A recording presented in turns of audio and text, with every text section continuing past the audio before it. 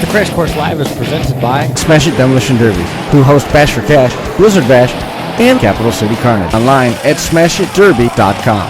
And Stirring Dirt Racing, host of May Mania's team show at the Golden Spike Arena in Ogden, Utah.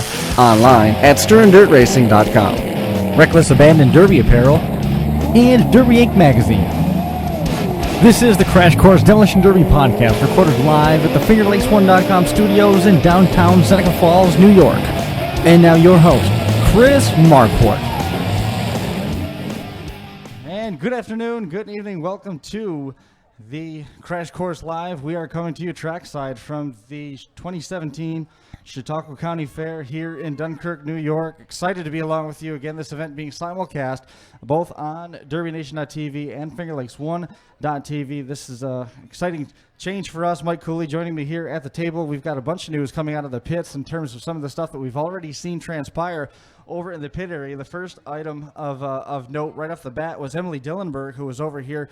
She at one point was loaded. She was not going to be able to compete. She had some issues with the front end of her car. Took that car back into the pit area. They hemmed and hawed, tried to figure out the best decision that they could make. They ended up doing all the cuts that were necessary. So Emily, in fact, is going to be able to run. She was initially, when it looked like she wasn't going to be able to compete out there, she was going to come up and hang out with us here at the announce table. So I guess she made her goals by being able to compete tonight, looking for a spot in Sunday's championship round. We also talked a little bit with Steve Lanen over in the pit area. He said that there was a lot of drivers. They were anxious to see how everything went tonight, and if things went well, which in my opinion they've gone pretty smooth over there on the inspection ramps. Looked like there were some more drivers that were considering putting cars together for Sunday's events, which is always a good thing. More the merrier here at the Chautauqua County Fair.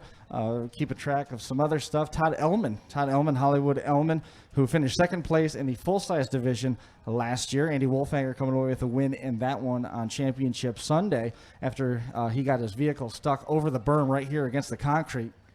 It was an unfortunate break for Todd, but he had a compact that also was put on the trailer and wasn't going to be allowed to compete, but now for all intents and purposes, it looks like he is back in the game. He went over to the shop and was able to make the necessary changes, so he also now back in the line. So we'll have to see if that did in fact make it through all of the tech processes. There was a little bit of new programming over there for all the folks that are going through tech inspection. Jimmy Biggs taking a look at the big cars. Donnie Dillenberg taking a look at the small cars under new director Bob Head, who is still over there directing the drivers' meeting.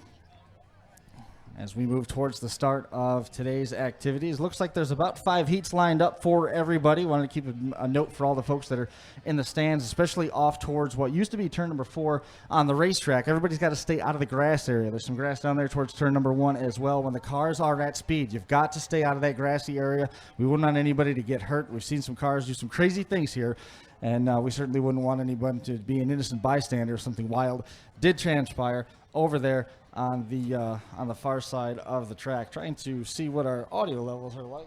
They're not really. Seems like it seems okay in the stands. We'll see what there is to see. I know a lot of these guys are also talking about trying to put some cars together. Steve Lanen, in our conversation with him, we learned that finally, after 7 years of having that Crown Victoria, it had 10 runs on it. I remember seeing that car run basically when it was fresh back in 2010. He has scrapped that Crown Vic. Initially, he had planned on putting a new front end on it, running it one more time, but it did not come to pass for him, and I'm not sure if we're actually going to have a chance to see him back out here in September when we reconvene here at the Chautauqua County Fairgrounds for the 2017 edition of the Lake Erie Rumble. About 4 minutes away from start time. We've got the 4 cylinders on deck. They're going to be out there first. Then we've got, looks like there's 2 groups of the 6 cylinders, the chain stock cars and the modified class. The modified class, first car in line is the number 42 of Patrick Osmond. Basically, the only thing that separates that car right now from the modified class back down to the stock class, where that was run as a chain and go car. I believe it was run at Little Valley, if I remember correctly. That car, he's got basically a homemade front bumper on the front of it, so that forced him to move up to the modified class, and he's in there with, looked like there was another tilted Ford in line, and Corey Neer, another former winner here from, I think, 3 years ago here at the Chautauqua County Fair. He's got a 1976 Buick Lesabre. That's a two-door. Pretty good-looking car. We'll have to see what he can do with that. There's going to be a lot of real estate out there for those modified cars to work with. Same thing with the chain stock cars, too. They're a little bit lighter build. They don't have quite as heavy a front bumper on them. More stock appearing as well. They don't have the big cladding over the top. They don't have the big engine protectors and things that some folks have come to know and some folks have come to love about this event. They are allowing bolt-in engine cradles in the 03 and newer Crown Vics in the modified class. We don't see any of those specifically in line right now, but that doesn't mean that there isn't an 03 frame hiding underneath the mid-80s Lincoln body that is sitting out there with the number 716 on the side. In terms of the compacts, it's very similar to some other rules that you see in eastern Ohio, northwestern Pennsylvania, and western New York. It's a stock-ish build, but they are allowed to do a little bit more in the name of driver safety, also working to protect the gas tanks that have been relocated inside of the chassis. Also have the opportunity to put those doors closed and put some door bars in it so that everybody inside the cockpit stays safe.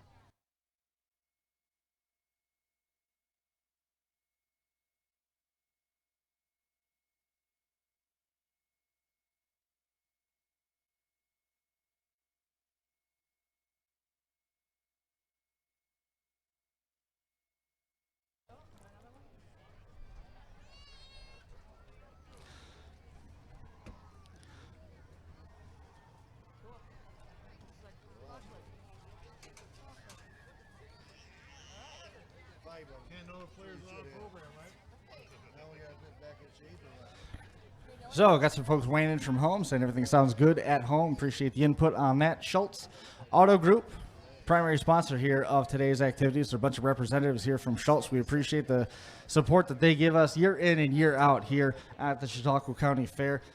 Here tonight, also primary player on Championship Sunday, which is coming up. Looking forward to that. Josh Decker going to be along for the ride on that one with all you fine folks that are hanging out in the stands.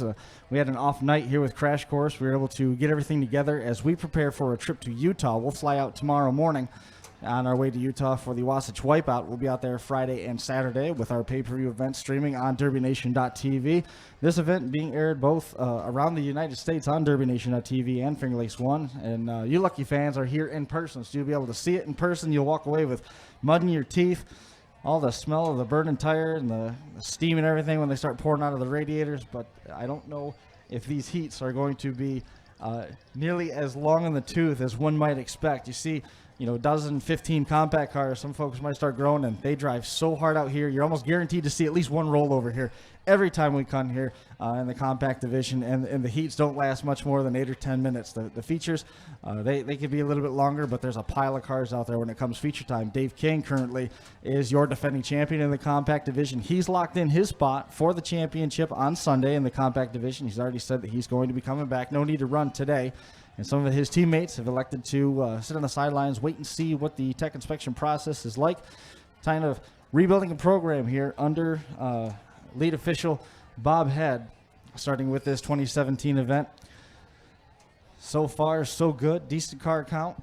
Some of the other fairs that were in the area, they were drastically struggling to get cars there. So tonight, with our turnout, I don't think anybody should be too upset about that side of things. And also, we've been blessed with some pretty fortunate weather here, with the tornadoes touching down just up the road a little ways at the Erie County Fair.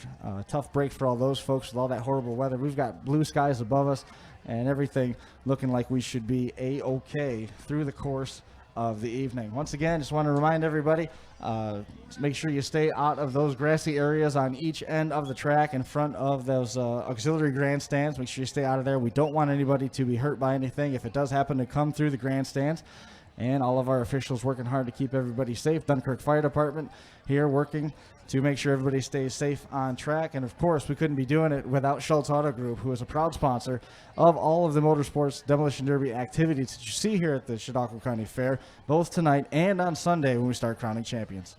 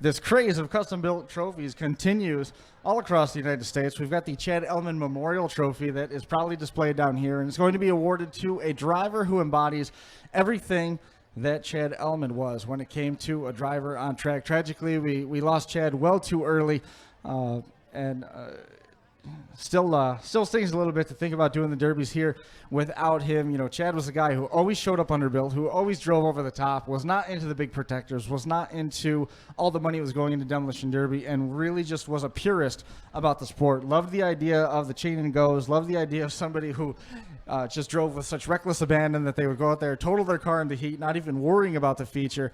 Somebody who gave back to the community also. We know that a lot of times that, you know, Jackson would spend his time riding around with Chad on tows when he was working with Elliman's Garage. So Chad, a lot of different parts and pieces to the deep personality that was Chad Elliman, and we continue to miss him. And what an awesome trophy that has been built this year. It's got a couple wrenches and things attached to a grill section out of a 1964 Imperial.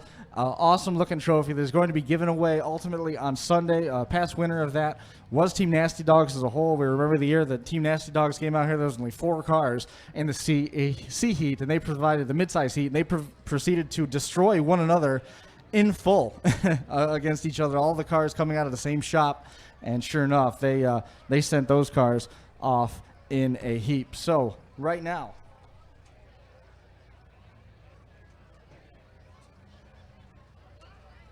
you want to jump on that camera, work that camera, because our camera guy hasn't shown up on that one, because that one's going to glare.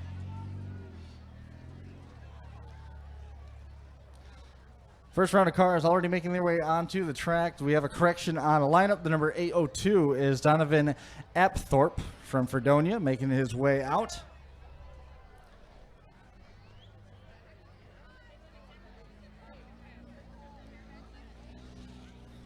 That is the A03 of Max Payne.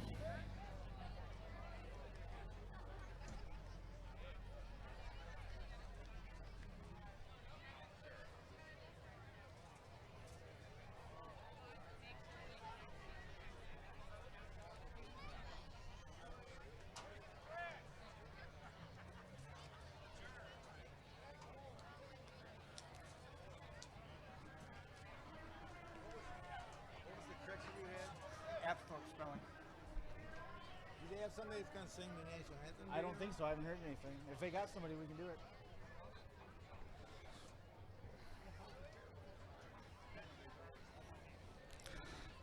Maxwell Payne again from Fredonia in the A03.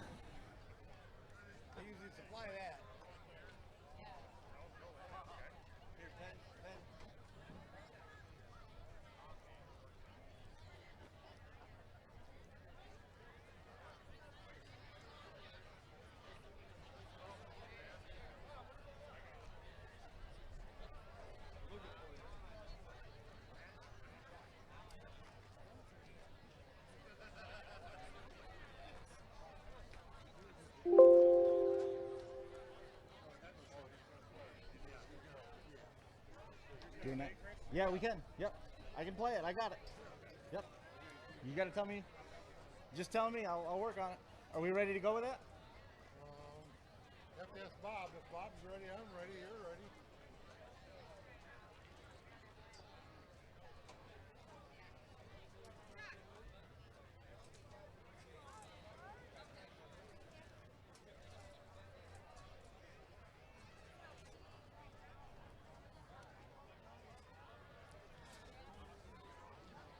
Bob, you want it? Bob, head.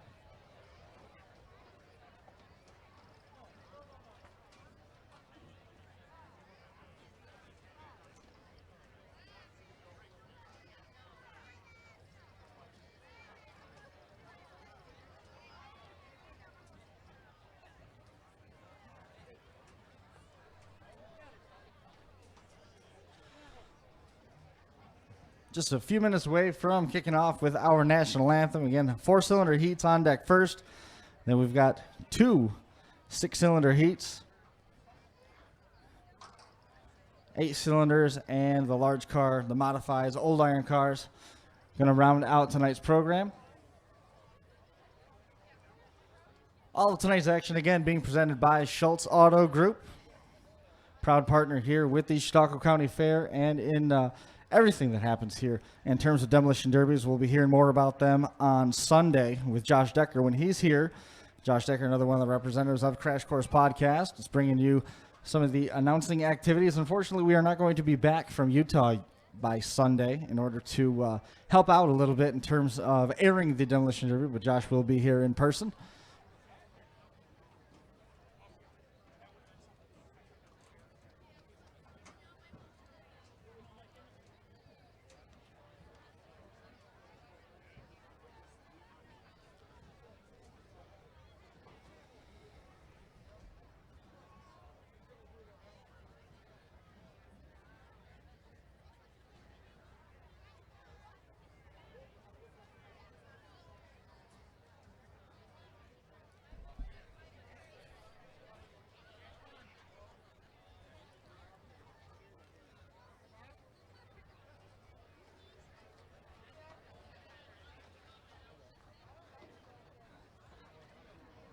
As you can see, two drivers out here in the Americana-themed compacts, both of them driving in that four-cylinder heat, the A03 Maxwell Payne and the O2 Donovan Apthorpe, both of them from Fredonia. Honoring their flag and country, Apthorpe in the O2 driving a Cavalier. We saw Justin Eldridge do pretty well in a Cavalier, and Jamie Eldridge, I believe, drove a Cavalier to a win at the Yates County Fair here 2 weeks ago. That was held on a Thursday night. You ready to go? Is this just for paint, or is this just on your... No, this is just for the national. Okay. On the flag.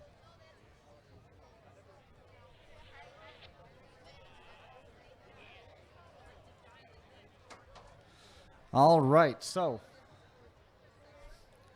First order of business before we move into our anthems, if we could, anybody in the stands who has previously served our country, if you would please stand so that we can give you a formal acknowledgement. We appreciate your service.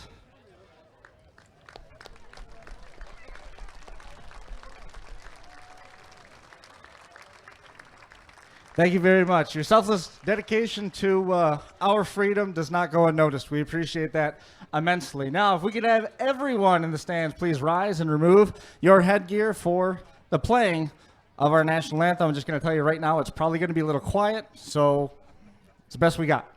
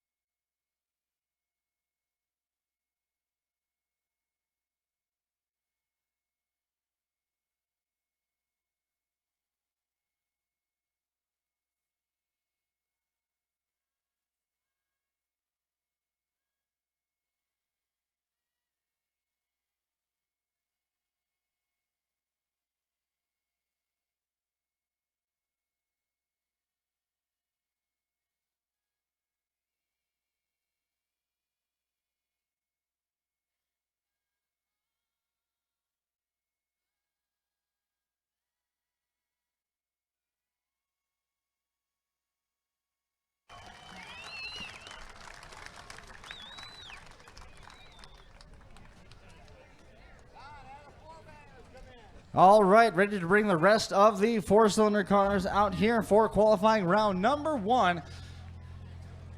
And, of course, tonight's flyover being provided by our area population of Seagulls.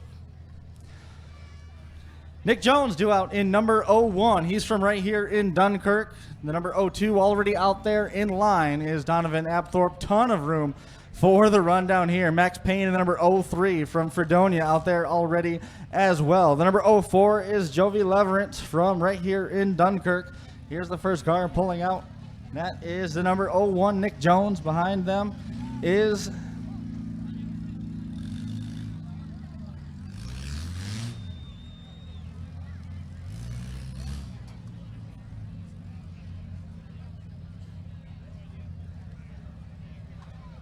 I believe that was Chris Schutt.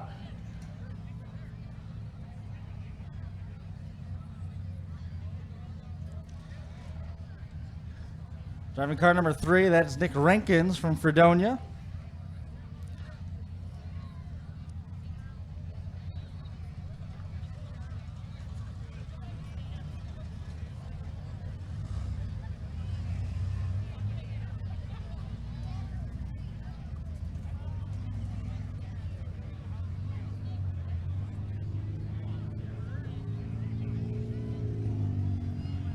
The A04 of Joey. The A911 is Jamie Claybrook from Louisville, Kentucky, making the start. Now in our times here, we've seen Kentucky, we've seen North Carolina as well. Kelly White pulling out in the number 21.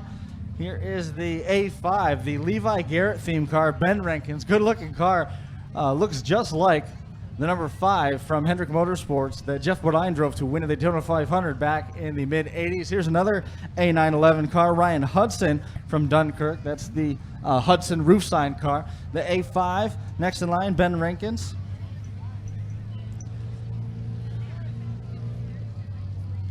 Well, that might be Steve Lanen that just pulled out. Got a couple A5s in there. The 327, next in line, Dakota Eric from Fredonia.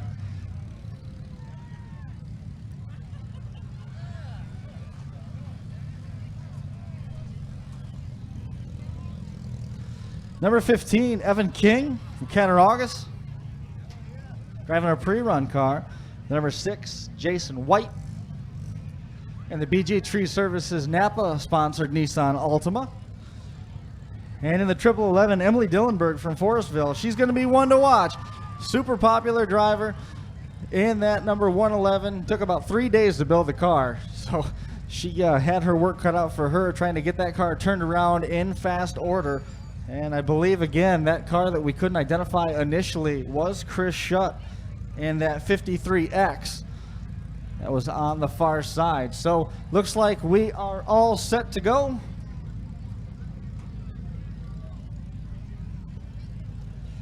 Waiting for our officials to give us the high sign that we're all clear.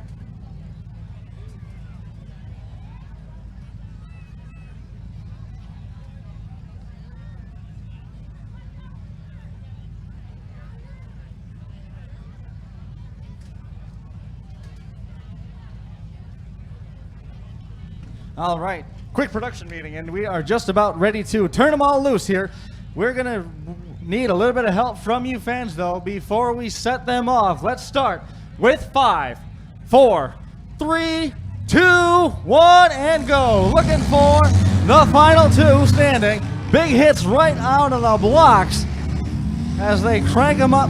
Looking for the last 2 cars running in qualifying heat. Big shots delivered. The number A327, he looks like he's just about done. Broke the birdcage on the left front. Here comes Steve Lane, head full of steam. Big shot delivered on that A02 of Donovan Athorpe. The number 5, dead in the middle of the track, the Levi Garrett car. That is Ben Rinkins. And that white number 5, the A02 might be done as well. Looking a long way down the track. Here comes the A911, flat tire on him.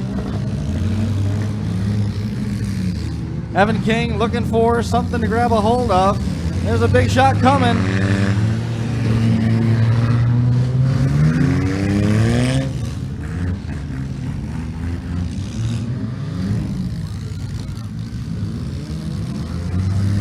Fast and furious pace, the 727 at the front of the track. Brad Dillenberg looking like he's got a head full of steam as we watch. Here's the Hudson car jumping right into your screen. Takes off fast and furious after another car. And we see a couple of cars jump up on 2 wheels now. The 327 still there running to move, and I'm surprised by that. Dakota Eric, left front tire was laid over hard right at the get-go. We've got some attrition now. We've lost the number 6, Jason White down. The number 802, Donovan Anthorpe, also down. Problems developing for the number 3 of Nick Rankins.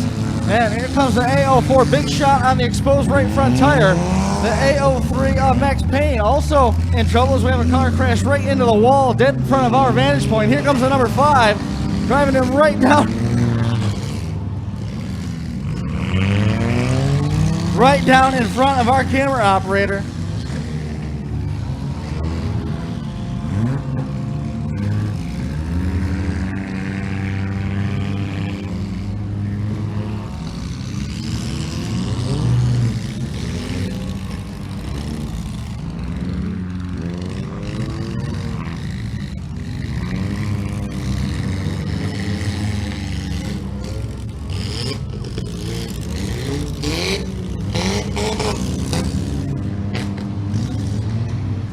.727.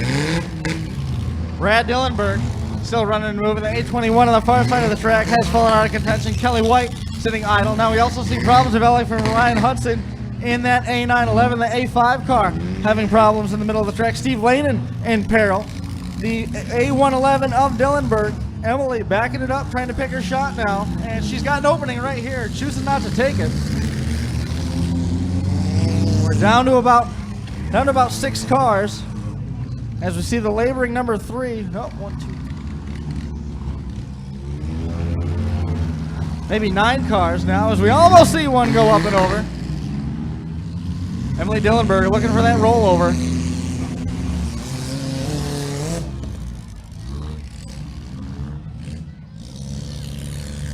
Evan King, Easy E in the number 15, working over.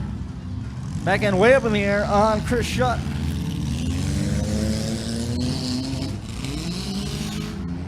Big blast on Nick Jones by Evan King. Emily Dillenberg content to rock it back and forth. Evan King paid a price for that shot. Stuck in the middle now, jammed in deep.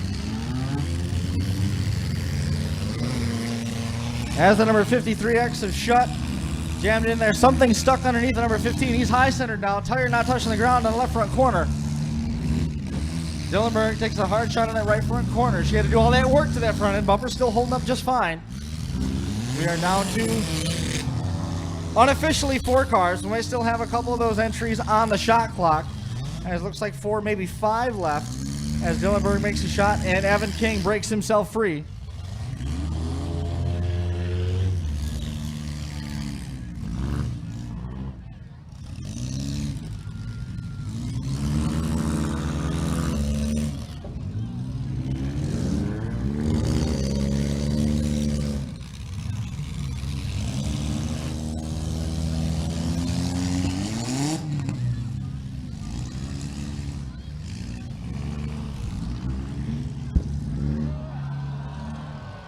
Upper hose just came off. That could be the beginning of the end. These compact motors do not like to get hot.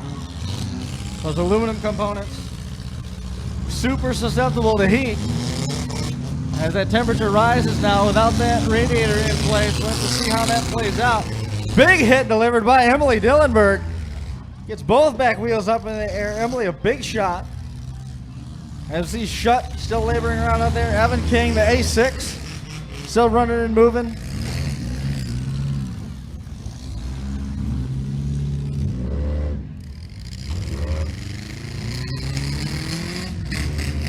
Sarah Schrader and Jason White both entering the number 6 as a number. I think the number 6 that's out there is Jason White.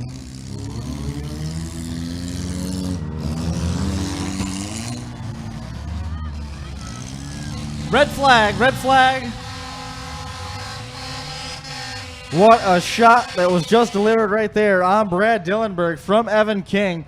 Piled hard into the back end of that number 727, and boy, did that head snap backwards. Helmet came right off.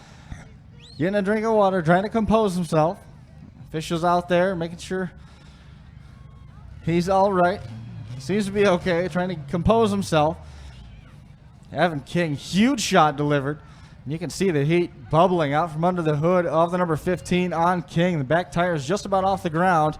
Quick wave up into the grandstands. Lets everybody know that he's mostly all right. frame right down onto at least the passenger side rather, just in front of those rear wheels, right down in the dirt on that 727.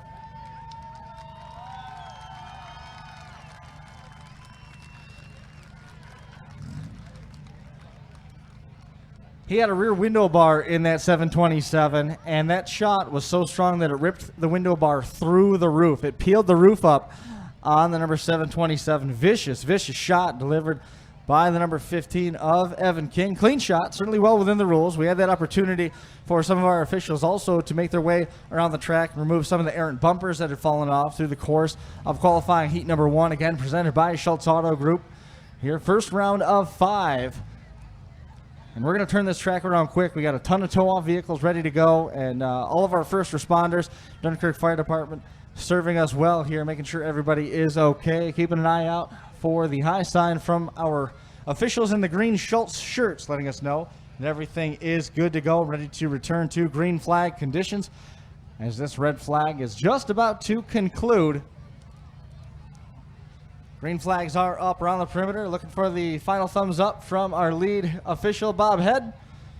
Just as soon as we get the all clear, green sticks are up around the track, looking at Bob, and he's good to go. Short countdown this time, 3, 2, 1, and go.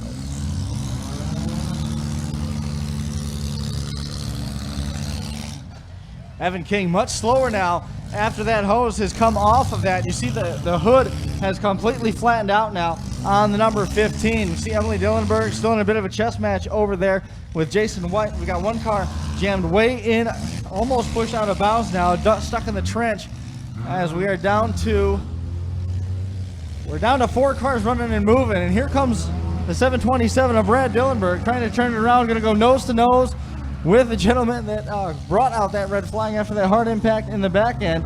And he's able to get it in reverse, still skating around on those back wheels as we watch the chess match being played between Emily Dillenberg and the number A6 of Jason White. Certainly after that red flag, with all the heat that is built up in those motors, the pace has been reduced slightly. Heading towards our cameraman, Mike Cooley, jumping in to help out, called in last minute. He's never done this before.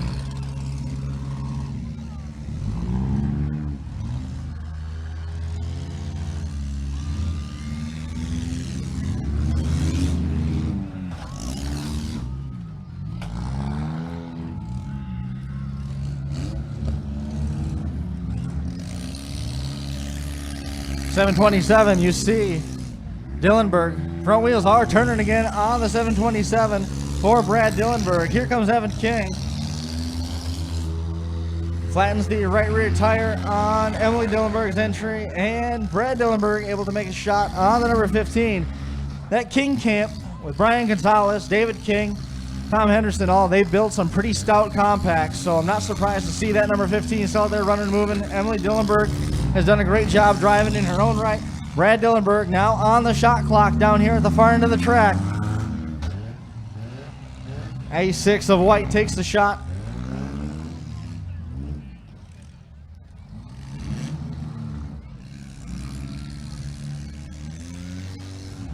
Evan King's got to get down here and rejoin the fray. He's also on the clock. Got to make qualifying contact. Those front tires TP'd in a little bit. Head full of steam.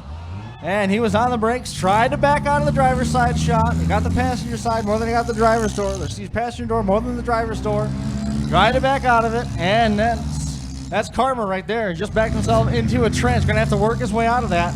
Not going to be an easy path into a qualifying position, as he's got himself high-centered now along the trench, and it looks like the sticks are down on the 727 of Brad Dillenberg. So now we've got 2 cars left running and moving, matter of time, and Evan King calling for some help, and they have left him hung out to dry. Emily Dillenberg leaving town. Here comes White, puts a hard shot on that right rear corner. Got as far away from that number 15 as they could, as they try and figure out a way to get him out of there. Again, here comes Dillenberg now, goes nose to nose with Evan King, trying to break him free, and it's an exercise of futility. The right side tire TP'd in real bad on the number 15 of King, as the number 6 of White and the number 111 of Dillenberg gave up a bad left front corner shot. Not that it matters too much because the red flags are out.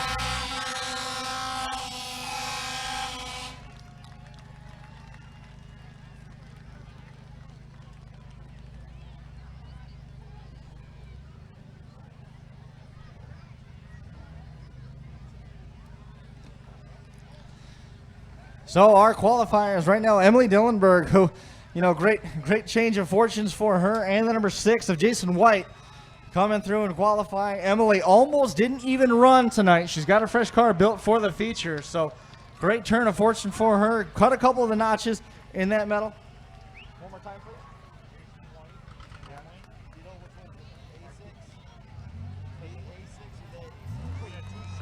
Well, one's a boy and one's a girl, so I'm pretty sure the boy would be the guy that qualified. Okay, well, I didn't see that, so. One Sarah, one Jason, so I think that's the guy. You can go confirm the name with him. I would assume so. All right, yeah. Are these all the winners? These are the 2 qualifiers right here. Okay, what is that? It means that they're going to the feature on Sunday. Okay, so they basically won tonight though. They're qualifiers, right? They're Okay. locked into the main event on Sunday. They don't have to run a heat. They go right to the feature on Sunday. Okay, cool. Can I take a picture of this? Yeah, go ahead. Thank you.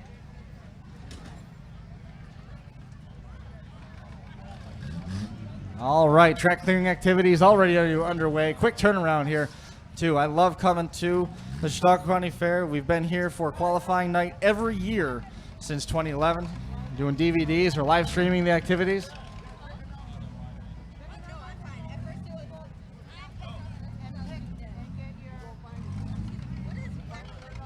Because that car is black and that car is white, they have the same number. Gotcha. All right. Thanks.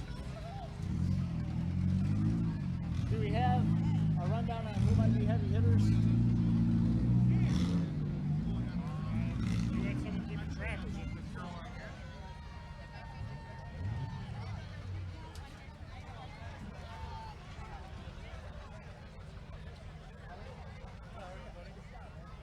Got hung up. It's too bad. You had a, I know, you had a ton of car left. I was backing up and I Sit down with me. Huh? Sit down with me.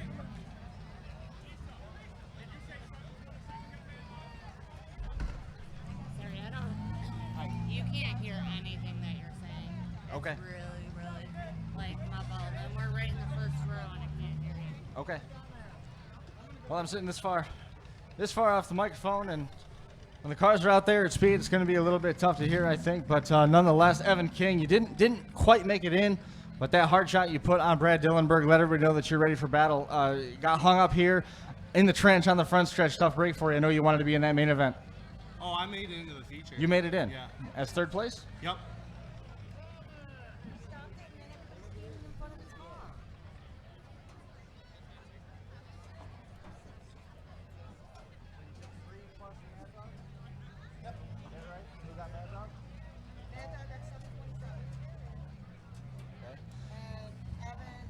Evan got 3rd out of that one. So, Evan, man, congratulations. Completely changes our course of conversation now. Qualifying for that main event, you got a little bit of car left in the nose, but I got to believe that over there in the shop, that fleet of compacts you've got over there, you got a fresh one ready to go. Yeah, I don't have one ready to go, but I'll have to find something to mess around with. Not far away from being ready, I would assume. No, they're pretty far away from Oh, no. me. Well, nonetheless, congratulations on getting in, taking the top 3, and Mad Dog Award going home with the number 727 of Brad Dillenberg, the gentleman that you hit. Emily Dillenberg, such a tough one. She came over there, tried to shove you out of there. How deep was that car sunk? It looked like the right side tire wasn't even on the ground. Yeah, when I first got in there, I knew I was done right from the get-go, but I had to try getting out. Well, yeah, it'd be silly not to, right? Yeah. We saw that trench bite Todd Elliman last year in that main event. He got hung over the side, and Andy Wolfhanger was able to limp his way over and make that last qualifying hit in the full-size feature. The trench strikes again, but we wish you the best of luck in the main event. What might you prefer to bring if you go pick something out of the line to try and band-aid it together so you can bring something back for the main event? I'm not sure. Maybe. I'm not even sure. We were looking today, and we couldn't find anything yet. Nothing yet. Pressure's on. Yeah. We'll see you on for Sunday. Sure. Yep, thank you. Thanks for coming out.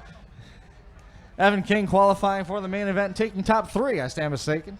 Was under the impression we were taking the top 2. So 3 cars now punching their ticket into Sunday's championship round. We'll give the rundown on those. Jason White going in as 2nd place. Emily Dillenberg, as one of our last 2 standing. Emily Dillenberg going in as one of our last 2 standing. That 111, Evan King going away in 3rd place. Mad Dog Award going to Brad Dillenberg. He took that hard shot, rebounded well, and was able to come back around for a Mad Dog Award. He was certainly laying some iron. I know there was a couple other guys that were on that checklist as eligible for that Mad Dog Award. Brad taking it home.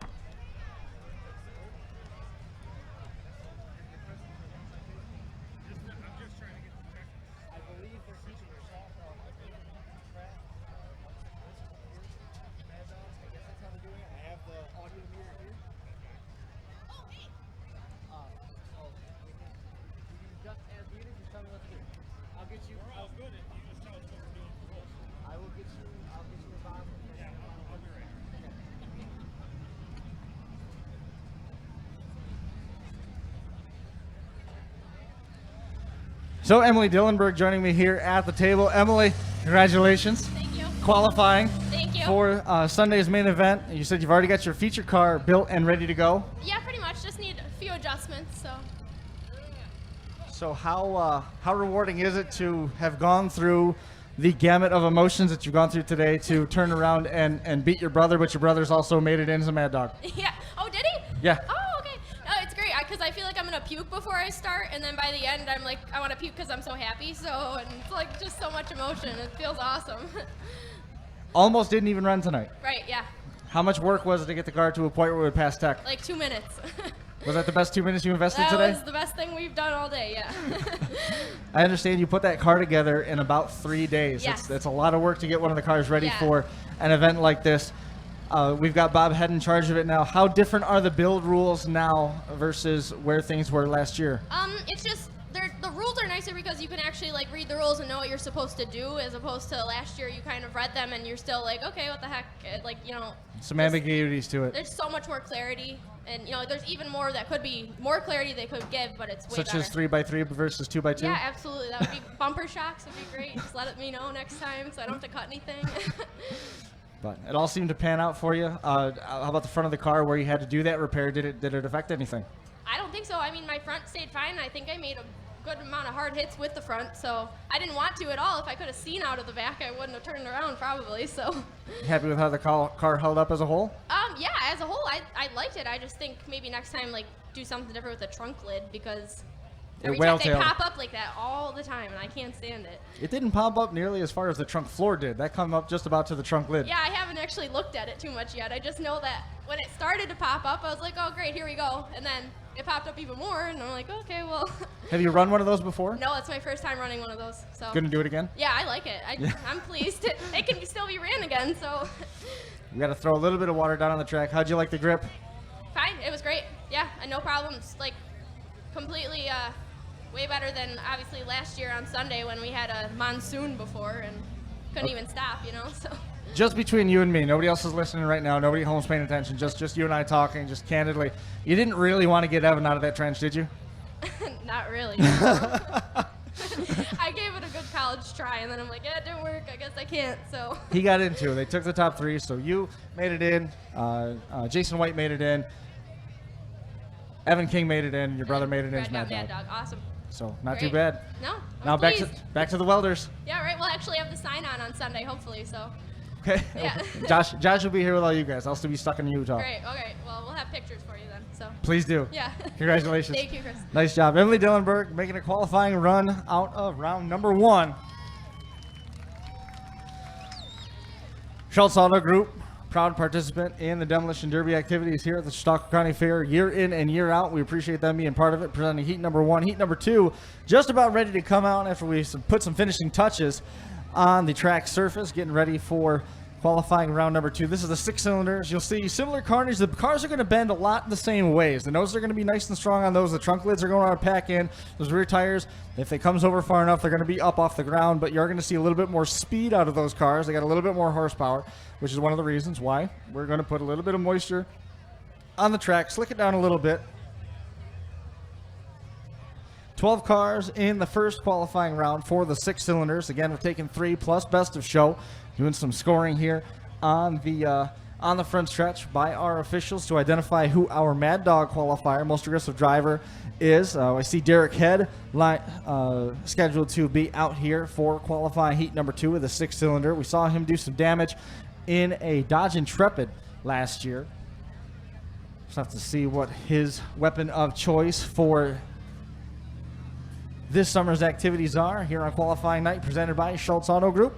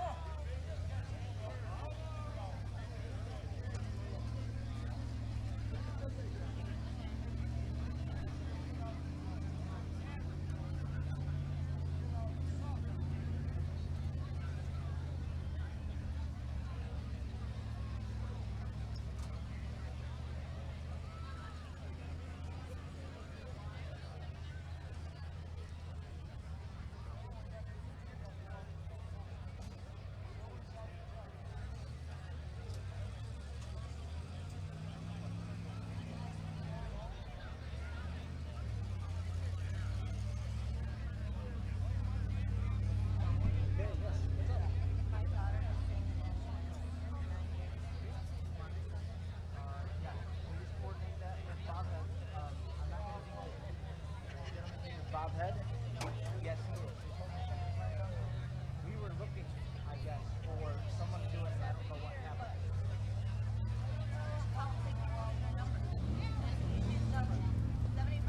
Again.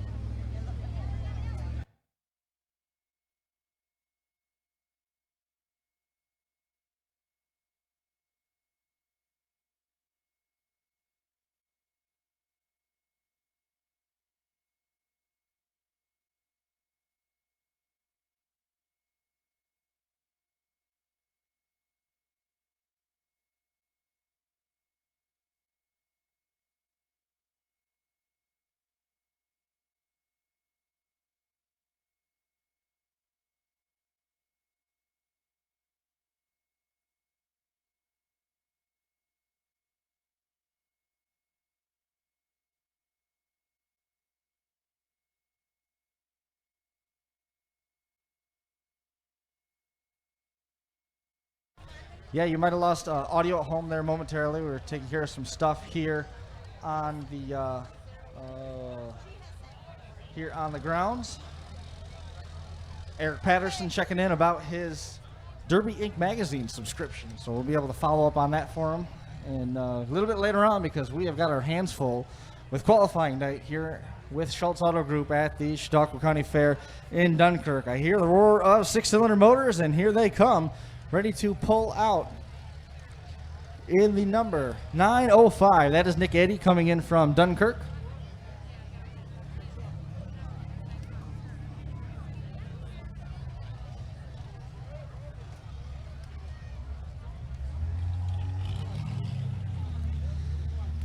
The number 1X, that's Derek Head from Clymer, New York. Here comes the number 23, Stan Davis from Bustye, New York. That's a Dodge Intrepid for him. Tough little cars right there. And here is the 3X. That's Chrissy Shelters. Conewango, New York's own Chrissy Shelters. Early 90s GM. The BO2 next in line. I believe that is a Buick Park Avenue for the BO2. Todd Diate from Jamestown. And the BO3, Alex Diate from Jamestown. Next in line. W body, possibly Lumina choice for Alexis. The 37X, Dylan Clemens. And the number 37X, the B4, Doug Pierce, David Blackman from Ripley, New York. And the number 4. Couple 2 or 3 left to come out. Here is the B5, David Blackman. In the minivan, 77 is Chris McCallick. The bright green 2-door Lumina. And I believe the last one will be the number 138 of Mike Ernst from Cheektowaga. There's Mike Ernst. I believe that's an Oldsmobile Aurora. I do not remember seeing the number 01 of Paul Bova come out from Cherry Creek, missing Paul Bova in the number 01.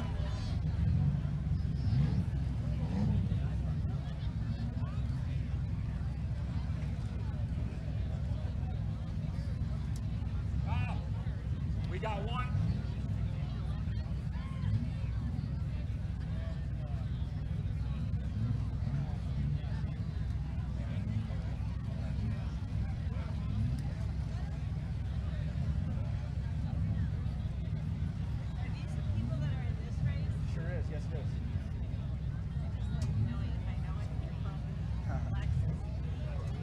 How do you say that? Diet. Diet. That's her husband. Okay, diet.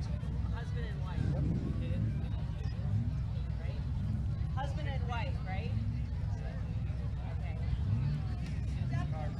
Okay. Okay, so Paul Bova, official word now from the pits is that Paul Bova has broken down. Flags are up around the track. Don't know if we're going to see Paul then in the number 01 or not. Flags are up around the track. Looks like we are set to go. Help me out one more time if you would, please. Let's start with 5, 4, 3, 2, 1, and go. Big hit right out of the blocks by Blackman in that number 5. Piled into Mike Ernst. Mike Ernst able to drive away from that one. Here comes the number B5, full head of steam, swings into a driver's door shot inadvertently. Ernst ready to return the favor, does so, gets right after the back end of that minivan. What you need to do on those minivans is go after the drive tires quick and early. Try and knock the steering out. Try and knock out one of those CVs because there's so much metal behind the driver. It is really hard to make any damage gains coming in through the back. Ernst stalls now against the front stretch wall. Here comes McCulloch backing in on the number 23. 23 Stan Davis drives out of the hit. Here comes a B3X full head of steam. Spins it around, doesn't take the hit. Meeting of the minds in the middle. Derek Head goes right into the back of that number 5 of David Blackman from Ripley.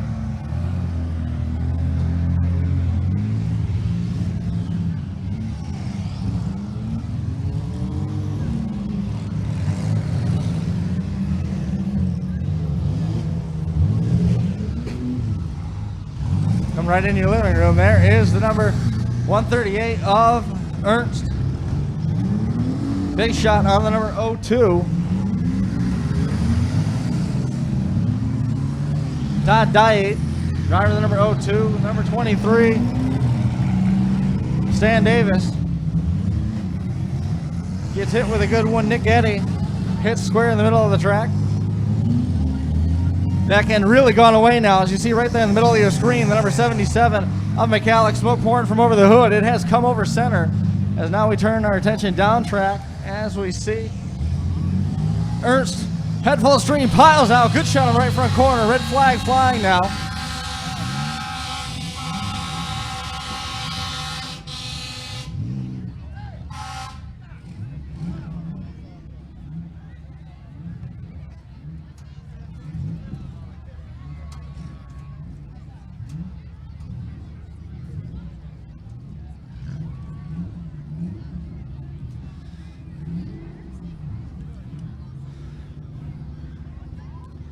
McCulloch exiting the number 77. Tough break for him. Double checking on the condition of the driver. And that number 23, Stan Davis, took a big shot right there before the red flag. Looks like he is A-OK.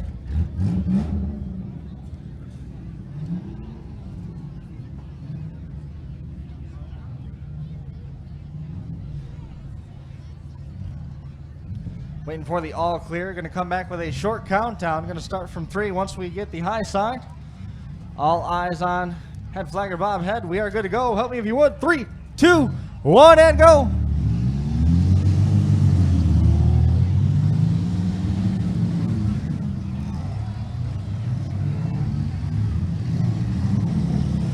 Derek Head next dives across. That shot might have logged some terminal damage on the number 23.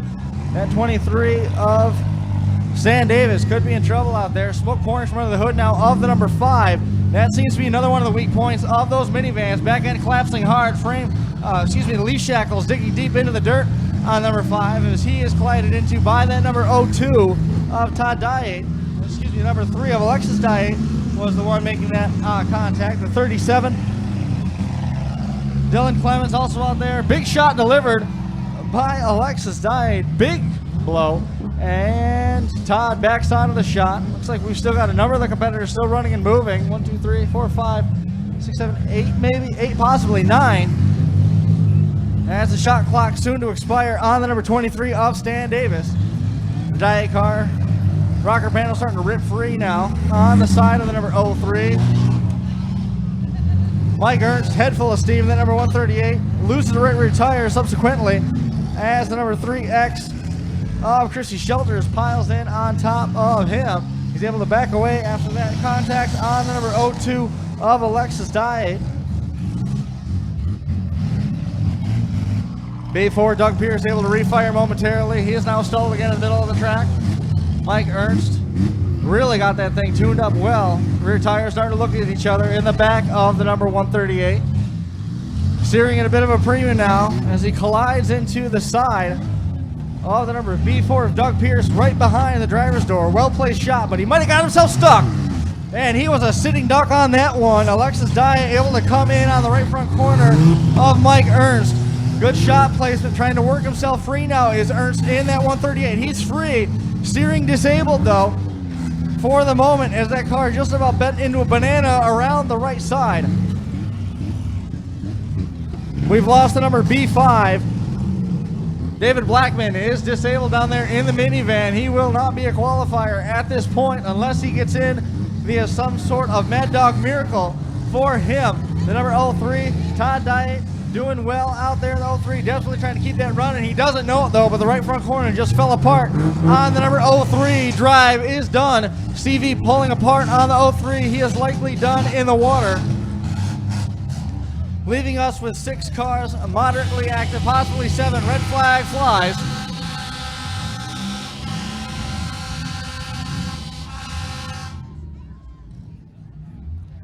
See the silhouette of smoke as we see the sun setting down over turn number 4 here at the Chautauqua County Fairgrounds in Dunkirk, New York.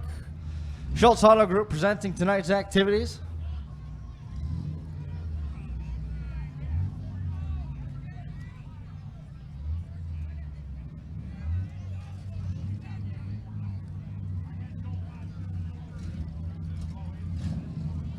Tough break for the driver of the red, white, and blue. Number 3X, Chrissy Shelters, Conewango, New York. Fuel pouring out from a split fuel cell, and that's going to be the beginning of the end for the number 3X today. Better to park it after the fuel leak and fight another day than to stay out there exiting the car. Big round of applause for Chrissy. Regular competitor out here in the combative motorsports activities here in Dunkirk. Wisely stepping aside after the fuel leak was discovered. Don Dillenberg.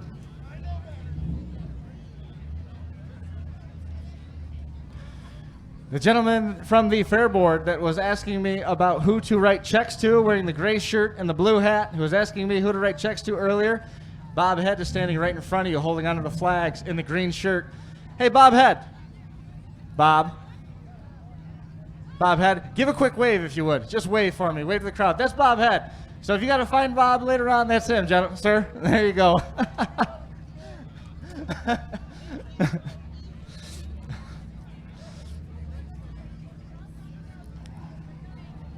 helping bring people together. So as I understand it, there was a young lady who had to work tonight, was not able to make it to our fair this evening. Typically sings the national anthem. Her name's Sarah Pleva. She is going to be back here on Sunday. Had to work tonight, was not able to make it, but trying to keep her 10-year streak intact, adding to 11 years on Sunday when she presents our national anthem here on Championship Sunday at the Chautauqua County Fair. Thankfully, someone here that knew her was able to come down and help get her in touch with the fair. She's going to be able to present the national anthem, which works out great because I'm not going to be able to be here with a recording. We're going to be out in Utah with Crash Course at the Wasatch Wipeout in Heber City. But we had a night off, had a deal struck with your fair board to come and work the microphone, and since we didn't have the equipment occupied, we decided to live stream the event simulcast both on FingerLakes1.tv and on DerbyNation.tv. DerbyNation.tv, the home of all the Crash Course pay-per-views, including all the activities with Stern Dirt Racing, May Mania, also the year-end Halloween Havoc event, which is going to be in Salt Lake City this year. Also, Bash for Cash, which was streamed by DerbyTees.tv, Metal Mayhem, Spring Explosion, the Wicked team shows, and also the bookends of the event in Topeka, Kansas, Capital City Carnage, and Blizzard Bash, now under the direction of Smash It Demolition Derbies. Looks like our caution flag's cleaned up. Help me one more time. Short countdown, if you would. 3, 2, 1, and go. Green flag back out.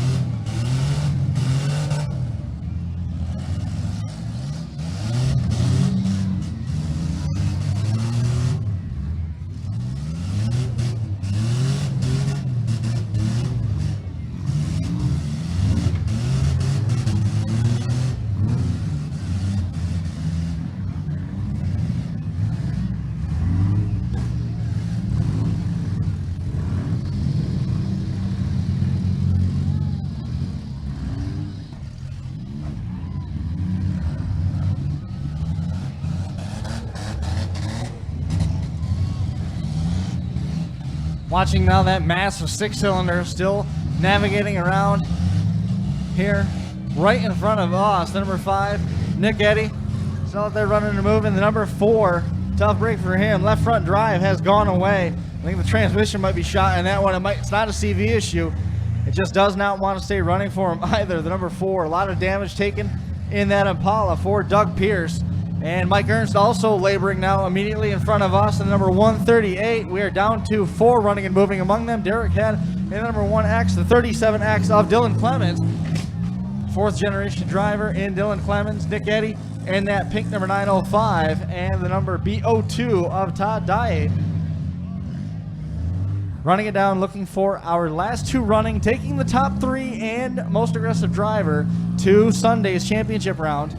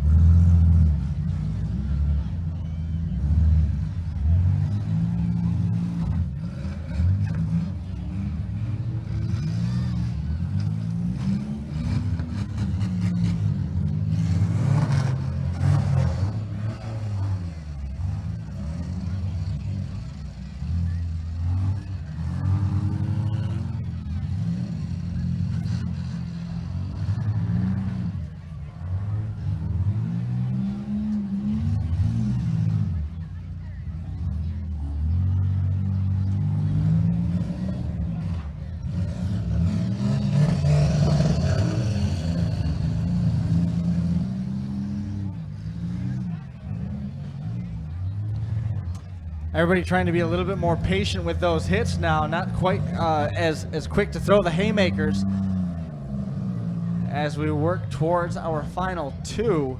No one wants to be the reason why they don't earn that qualifying spot, as we see Todd Dyatt frustrated inside the cockpit of the number B02. Not going to be one of our qualifiers, unfortunately. Number 1X of Derek Head at the far end of the track.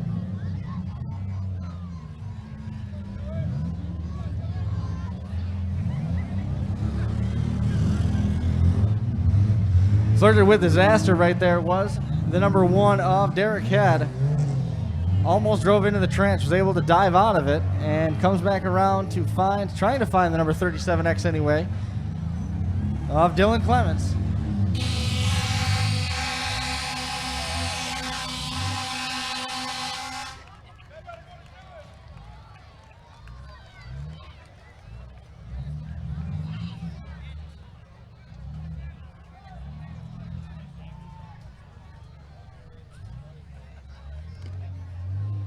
So unofficially at this juncture,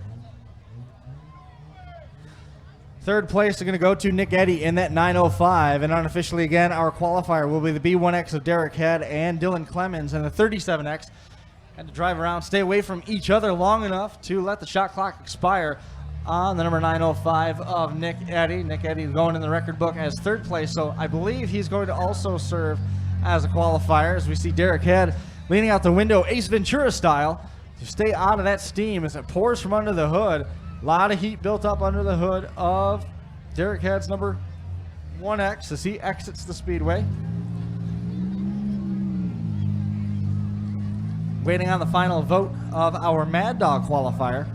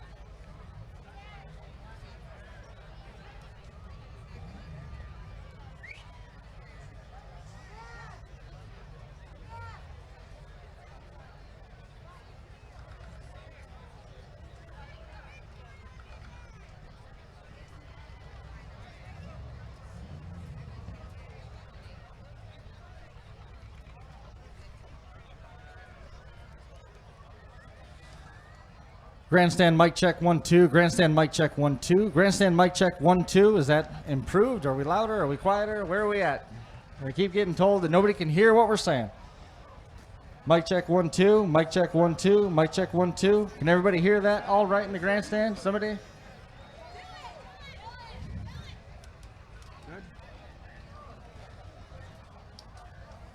All right, so we'll leave that where it is, and I was afraid that we were going to blow everybody's eardrums out. Doesn't look like that affected anything that we're doing online. So that being said, we'll go with it.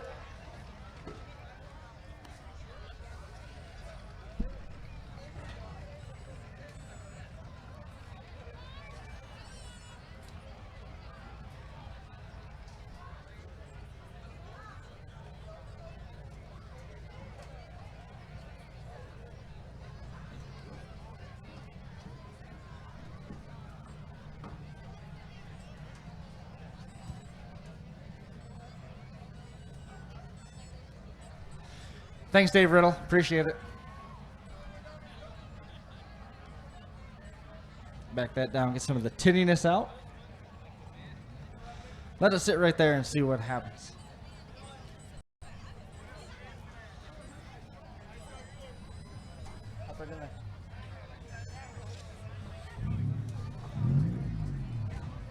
Well, Mike Cooley, who's never been to Dunkirk before, RC Derby expert, brought your RC car out here. Past driver at the Seneca County Fairgrounds, Mike Malechko weighing in. Let's see what Mike's got to say. Perfect. Thanks, Mike. Originally, you were just going to come out here and hang out for a little while and watch the Derby. You got called into duty. I apologize for that, but I greatly appreciate the help in doing it. What do you think of Dunkirk? It's great. It's a great show. There's a lot of hard-hitting cars out here, and they're well built, too, I tell you. We got the greatest seat in the house right now. In terms of the Finger Lakes, this might be one of the best kept secrets, getting out this far west and getting to this part of the state. This is such an awesome show that we come to year after year. We did DVDs here for a long time, and then we ended up kicking over to the live stream stuff. We tried it last year. We were caught in those horrible downpours, but now things certainly smiling upon us. Good fortunes, clear skies overhead, and nothing in the immediate forecast in terms of rain. And they get a ton of room to work with here, and the drivers, there's no real sandbagging at all. No, they go for it wide not. open the whole time. Some hard hitting. So you were on the ride up here. You were talking a little bit about perhaps getting into Demolition Derby again, finding a new life in it. So what is it that you're looking to do? Because you had a chance to walk around to see some of the way these cars are built. This is something that you could certainly wrap your mind around and build and put together. Well, the biggest thing is I'd really like to see the car counts come back up. It's surprisingly over the years how they've gone down, and I'd really like to see a lot more guys get back into it. The stock classes have seemed to fall down quite a bit, but the mod cars, I'll tell you, they're a work of art, and you really got to know what you're doing when you drive one of them. I agree with that. Let's hit on that car count thing one time. I know the folks here are unfortunately spoiled. the car count here, I know the folks that are local here will argue this point to the death, but given the amount of shows that we go to through the course of a derby season, which starts in February and goes all the way until November, Dunkirk has been very stable in all the years that we've been out here. I remember the days, and everybody does, when your county fair would have 200 cars, but that was a day where you could get a car out of a junkyard. Those restrictions are so much tighter now. It's hard to get a car out of a junkyard. Viability, being able to get a car. So often now people are in that hot pursuit of the Southern Iron, trying to bring those up, so you can't find the old iron cars. Cash for clunkers definitely did a disservice to Demolition Derby, because so many cars were in turn scrapped or traded in and then sent to the junkyards, and they couldn't get taken out. There are still cars out there, and Dunkirk right now on qualifying night has drawn more cars, I believe, if I'm not mistaken, I didn't go through and count for sure, than our own hometown fair did at home. Absolutely. Both nights combined. Absolutely, and there's some great looking cars out here. That's the thing. I mean, you guys got to travel a little bit to come play with some of these guys. I tell you, they put on a great show here. Last year we had some outsiders come in. We had Ron McClung come down from Canada. I know Devin Germain from up in Ontario was planning on coming down with a compact this year, but unfortunately Devin Germain with Mad Dog Motorsports in the number 28 was injured, hurt pretty bad. Basically ripped his hip out of socket and jammed it back in as hard as you can in a demolition derby. And unfortunately, he's on the sidelines for a little bit, not going to be able to make it down with a car. But I don't know if Christy and Devin are going to try and make the drive down. Kenny Swingle and Andy Wolfanger, after winning Saturday night at the Ontario County Fair Championship in Canandaigua, turned around and brought the cars basically without even checking the air in the tires. Brought him up here, got through tech inspection, and went on to take first and third. Tommy Dowd, also Tommy Dowd, who's had a great season this year, ended up finishing second at the Genesee County Fair in Batavia third to Mike Rice, and then winner Tiffany Hahn on Friday, and then turned around and won Allegheny County's full-size division on Saturday and was second place in the compacts. So, as we said, quick turnaround never fails with that tow-off crew with the best in the business, regardless of where we go. Mike, man, you got to go back to work. We'll catch up with you a little bit more during the next break. Qualifying heats.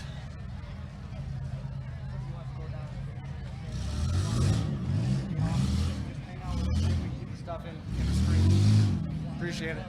Huh? Just keep it on the cars.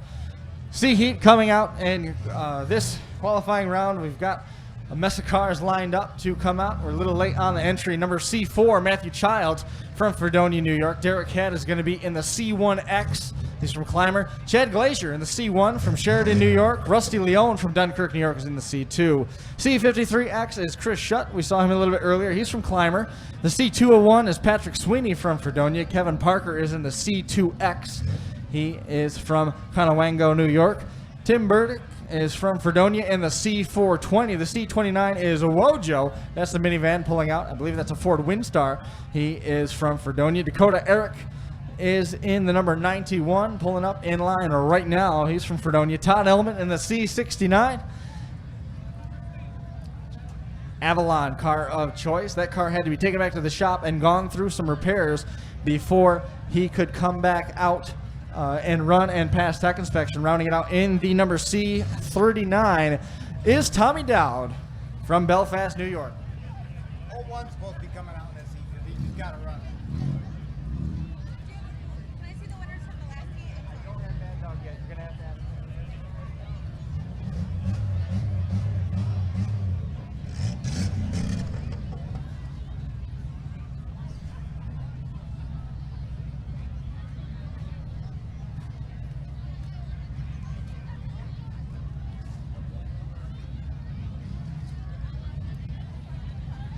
All right. So it looks like we've got just about everybody awaiting the arrival of the number B01, Paul Bova from Cherry Creek, New York. He missed the first round of qualifying for the 6 cylinders and waiting to see if he can make the repairs and come back out. I don't see a whole lot of activity down there at the far end of the track. 3 qualifying rounds to go here on qualifying night, presented by Schultz Auto Group. Looks like we are good to go. Eric Remington has made it. He's going to occupy camera number 2 for us. Appreciate the help, Eric, down there with Team Nasty Dogs. Help me if you would. Let's start with 5, 4, 3, 2, 1, and go. Tommy Dowd, quick to the whip, goes right after Todd Elliman in that C69. The L29 of the C29 of Wojo. Just got a truck full up in the air, high in the sky, as the number 201, Patrick Sweeney, came sailing across and got a hold of Wojo. Holy cow, what a hit that was. And here comes the Jay's Monster Garage. I believe that's a Daewoo. Got a look at that car a little bit earlier. Pretty well put together. There's the Freestar that we were looking for. That's the number 53. That's the Shutt entry.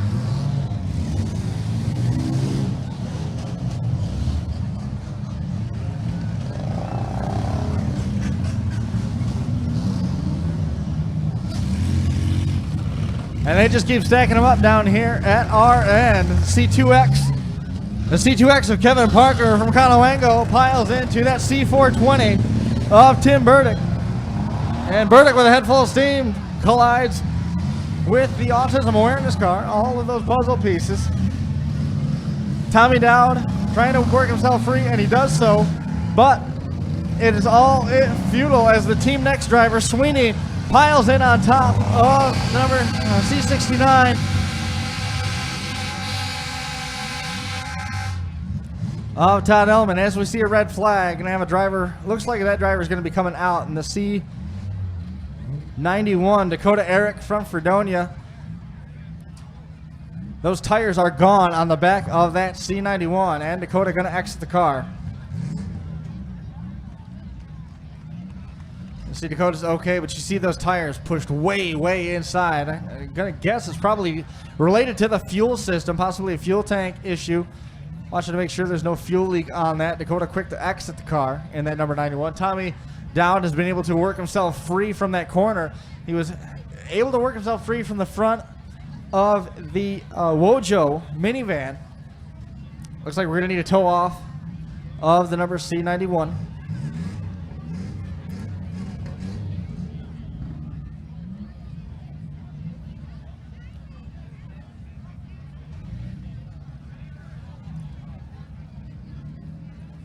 So the concern now is the where that back tire has caved in so much. We need a tow-off vehicle out here on the track to remove Dakota Eric C91. It's easily accessible in the middle of the track. We just need a tow-off vehicle to come and drag it off. Because of the proximity of that tire to the gas tank, that Dakota is going to exit the car, and his night will end here on Schultz Auto Group qualifying night at the Chautauqua County Fair. Wojo, again, as we were talking, it was Tommy Dow that was hung on the front of that Wojo entry. The number C29, the minivan. As soon as he got himself free, it was a huge shot delivered by Sweeney on the number C69 of Todd Elliman that packed him back in, and now Elliman and Dowd have both been able to escape. Dowd traveling up here with Mike Ernst, who was in the previous heat, the number 138, car number 39. Tommy Dowd, as we were talking about, picking up a third-place finish at the Genesee County Fair in Batavia last Friday, and now he turns it around, picks up a win in the full-size division, his hometown fair in Allegheny County, and then a second-place effort for Tommy Dowd in the compact division as the battery died on him in that same fair in Allegheny County where he was running with Mike Ernst.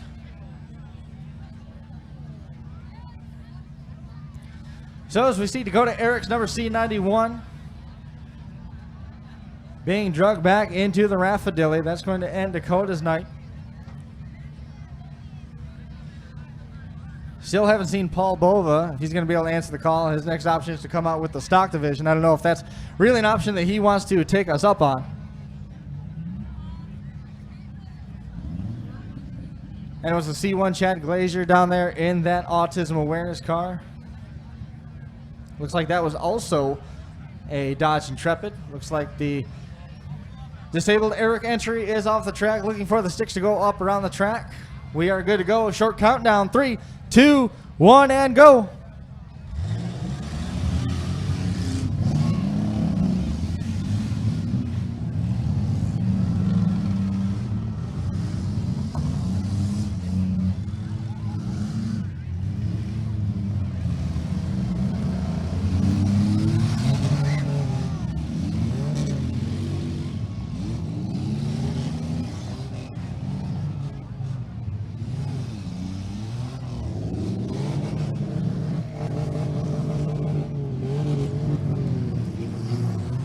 Big shot there by the number C4. Matthew Childs with a good lick on the 201 of Sweeney.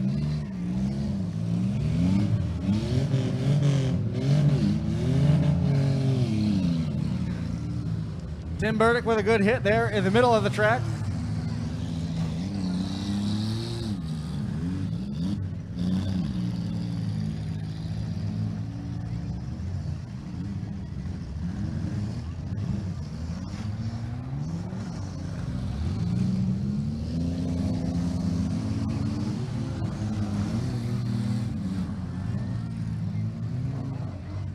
Tommy Dow, the back tire tucked way up underneath it. As we saw the 201 of Sweeney, he was on the receiving end of a bad shot in the right front corner. Excuse me, correction.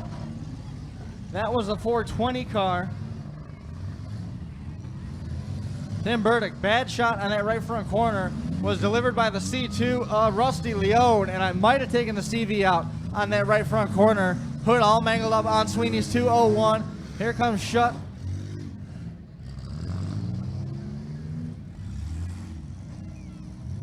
In that number 53, that's the minivan.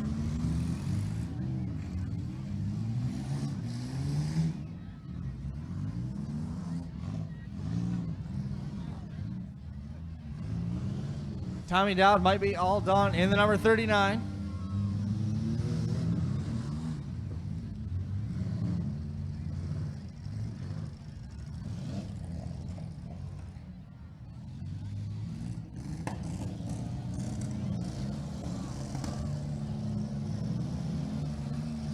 Sweeney finds himself mired in the back of the number 4. Again, that is Matthew Childs. And Childs shows him the length of the track. Here comes the 2X, Kevin Parker.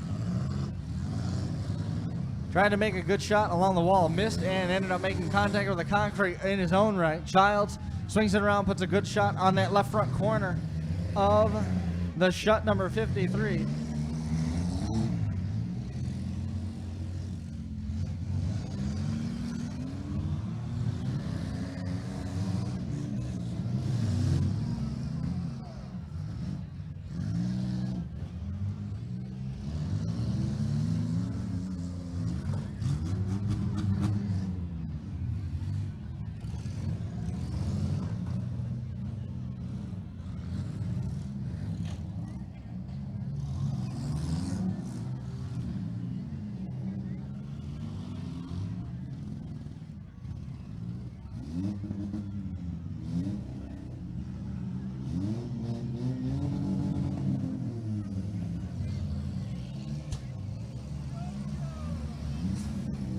Here comes Childs, head full of steam, whips it around, trying to find something to hit. Doesn't find anything at that end of the track. And things going from bad to worse on the Freestar. Shut left front wheel, not spinning on the minivan. Looks like we are down to 4. Among them is Todd Elliman in the number 69. Here comes Childs, chasing the number C2 of Rusty Leone across the track. And the number 2X also still out there, Kevin Parker. And the right front corner just grenaded on the number C2. Spit all sorts of driveline components into the grandstand as the right front corner comes apart on Rusty Leone's car. He doesn't know it, but he is all done. Nothing left. That looks like the shock is broken as well on that right front side. You can see the piece still inside the transmission spinning, no drive. It is broken apart. And now we are down to 3. Childs packed in the number 4. Elliman stuck in the middle in the white car. The number 2X is Parker. Parker can't lay back and make them do the work. Elliman trying to muscle his way out of the jam in the Avalon. Makes nose-to-nose contact. Parker trying to find a gear. Problems developing under the hood for Parker, the number C4. He is on the shot clock. The number 69 of Elliman on the receiving end of a big hit now. And goes right back after the number 2X of Parker. It is down to those 2. Shot clock has expired.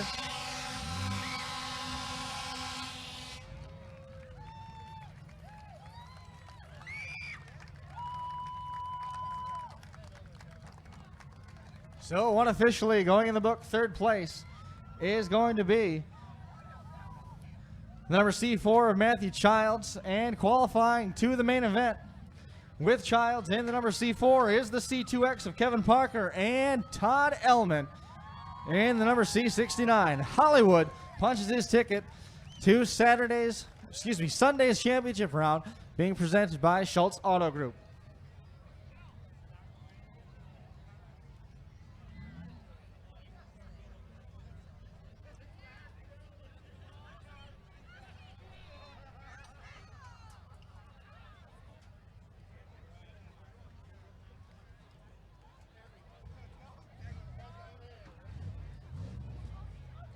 Still awaiting final word on Mad Dog. There's Tommy Dowd out of his car.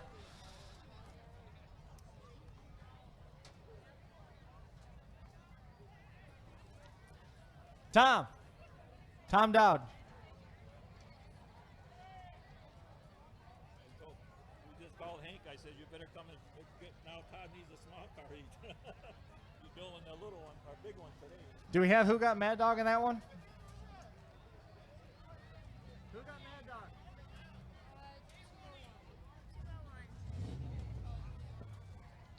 You know who got Mad Dog in the heat before that? In the B heat? B heat.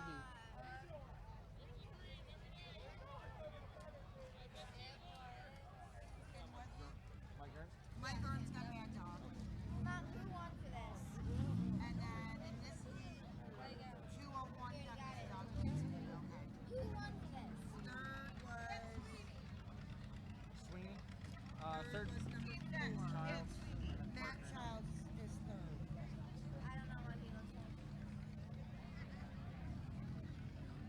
All right, so to catch up on some information we missed from the B heat, Mike Ernst coming away with Mad Dog honors in that one, and Schultz Auto Group qualifying heat number 2 for the 6 cylinders. And qualifying heat number 3, this also was the 6 cylinders. Mad Dog Award being given to Patrick Sweeney in the number 201. Third place, Matthew Childs, Kevin Parker, and Todd Elliman walking away with the overall qualifying berths based on being the last 2 running.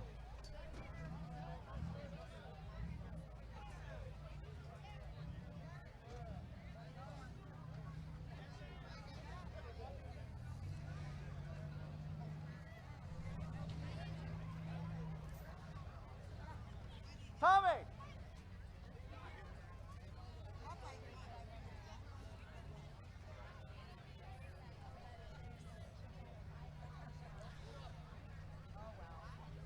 As we see, track clearing activity is officially underway. 2 more rounds of action here on qualifying night at the Chautauqua County Fair. Appreciate everybody who filled these grandstands. Awesome show on deck for us.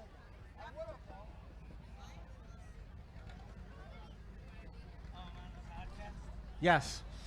And the one and only Tommy Dow joining us here at the table. Surprised to see you tonight. I'm glad you came. Yeah, last minute decision. Last minute? Yeah. So all of a sudden you're a compact man, huh? No, absolutely not. Absolutely not. No, not happening.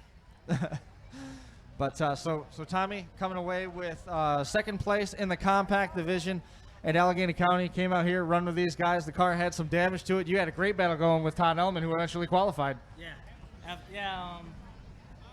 He was just in front of me the whole time, so. That's what it was? Yeah. It was nose out, and whoever was in front of me that's who was getting it. Any likelihood that we're going to see you and any of the other guys come back on Sunday? Is that a closely guarded secret that no one's allowed to know? Pull another last year? Yes. That would be fine. I don't know yet. Don't know yet? Yeah. Jury's still out? Anything's possible. How much is left to do on the car? Which one? The one for Sunday that we're not talking about. It depends on which one I bring. Okay, good answer. If I bring one. Well, it was awesome that you came back out and participated in this one. Always good to see you. I still can't believe that you thought that we forgot about you on Monday. Yeah, I wasn't. I've been quiet for a while, so I wasn't. Been laying low? Yeah. Hard times, huh? Yeah. Scrapped all your cars, no money? No, I just. Tired of being a pincushion? Yeah, wore out. So I decided just to come down and use it up. I was coming anyways, so. Well, Mike Ernst, you got some work to do to help your buddy Mike out. He has qualified for the feature. He got Mad Dog out of the last heat. Yes. Yeah, I'm out of my element in the compacts, but it's not bad. Well, you get a big car together, you'll be just fine. Yeah. I'll see about that. Josh Decker's going to be here announcing. You can talk with him on Sunday. Oh, he's coming? Yeah. I didn't even know you were going to be here tonight. Well, sometimes you like to surprise people.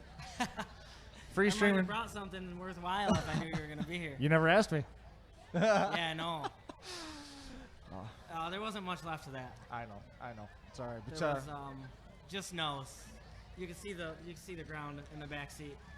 You can see a lot from the back seat. I shouldn't have been in that car out there. It's better to be. Let's see. What's the safe way of saying this? Lucky than good. I guess that doesn't apply. Crazy than good, maybe. Yeah. I guess we'll go with that one. I was keeping my ass away from everybody. Probably a good decision. I don't know if I can say that. You just did. It's too late, right? Good luck. I assume that you're going to be in Canandaigua Saturday? Yes, I'll probably be there. I don't know if I'm running, but.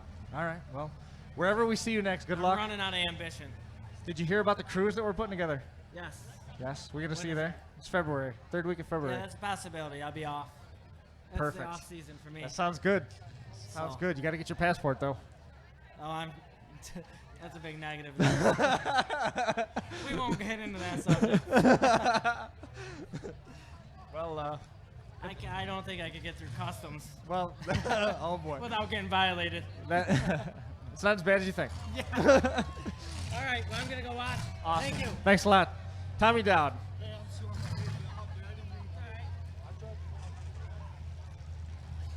And our D heat, the 8-cylinder car, is ready to come out. Andrew Mullen going to be the first one out in that 09X. Kevin Seeley in the number D1. Fresh Pontiac Grand Prix for him. Looks just like a Monte Carlo, except for that peak in the back roof. Grand Prix car choice for him, Nate Smith. We've seen him do all sorts of damage here in various iterations of Demolition Derby car. This time Crown Vic, the car of choice for him, and the D28 of Pat Smith from Sheridan coming out to round out our 4-car field. Again, we're going to be taking 3 cars to the main event, plus a Mad Dog, so it looks like all of these guys will, in some way, shape, or form, make it to Sunday's championship rounds. Just have to wait and see who falls where.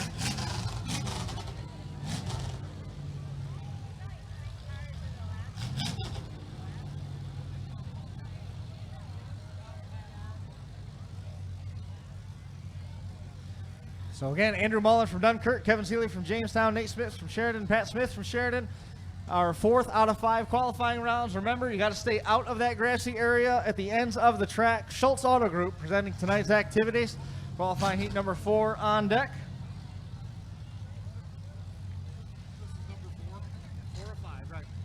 Looks like we are all set to go. Help us out if you would. Let's start with 5, 4, 3, 2, 1, and go.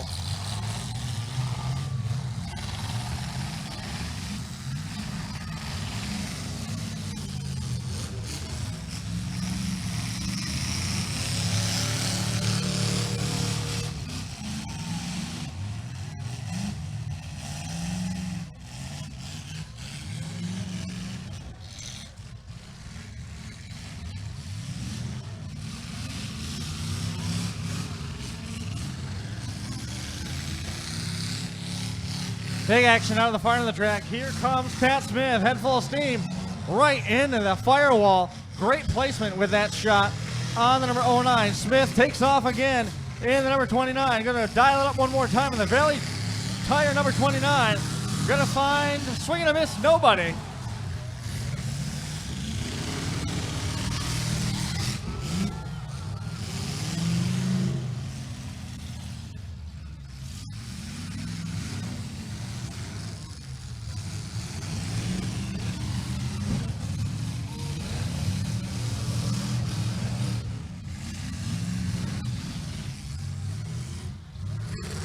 So the number 28, Pat Smith, and 29 is Nate Smith. He's the one that's been running for Mad Dog out there. Back end starting to curl up pretty nice. Back end gone on the number D1 of Kevin Seeley. No, still looking pretty good, but it looks like the left side shock has collapsed on it. Or spring rather, has gone down quite a ways. Kevin Seeley trying to catch up with somebody, grabs a hold of Smith, shoves him right out of the park. And it looks like the number 09 of Andrew Mullen puts himself up on the blocks trying to get out of there, and that has just made him mad. Number 29 trying to follow around the action of the number D1. And here he comes, big shot delivered right here along the wall on the back of Kevin Seeley. And Seeley about to become a pincushion. Here comes Smith again. Nate Smith again in the black and gray number 21-9. Nate Smith in the black and gray 29. Pat Smith the number 28, head full of steam. Here comes Nate Smith, not shying away from the fight. Big lick right on the right side doors of Kevin Seeley's number D1. Seeley out there, a man with no friends, a man without a country in the middle of the track as he tries to lip that Grand Prix into a qualifying spot. Number 09 of Mullen hung perilously on the blocks, a self-inflicted wound. Tough break for him.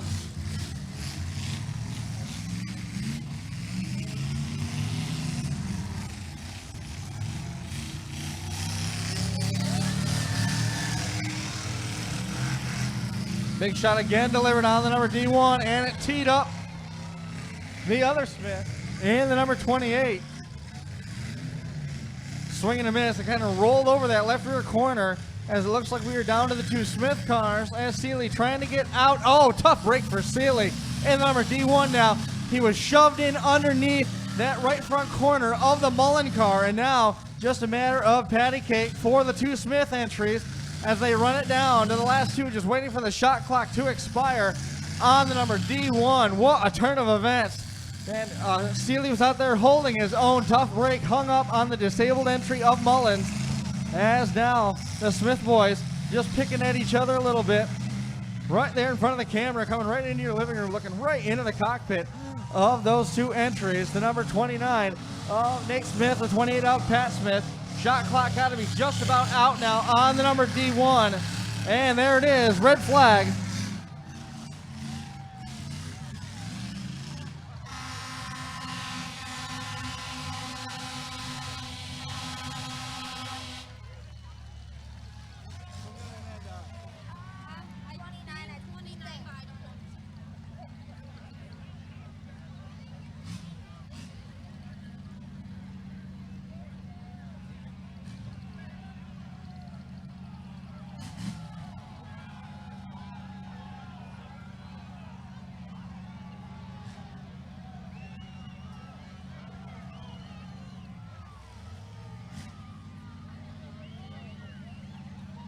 Well, the natives are becoming a little restless out here. Checkered flag in hand as head official Bob Head walks out and will declare number 29, Nate Smith, one of our qualifiers. Pat Smith in the 28. If our trends continue, also going to qualify.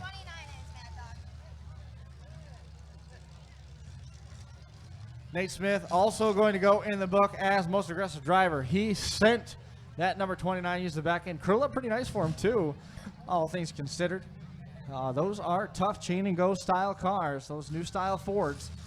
And did a lot of damage on the D1 of Kevin Seeley. Did we qualify 3 out of that? Because one of the qualifiers was also Mad Dog, but one other heats we've taken 4. So, 29 got both Mad Dog and he placed. Okay. So, are we taking 3 out of that heat? Are we taking 4? We're going to take, that's up to Bob. Because there was So only, right now, these guys are qualified and he's outside looking in. yeah, he's outside looking in. Hey, Bob.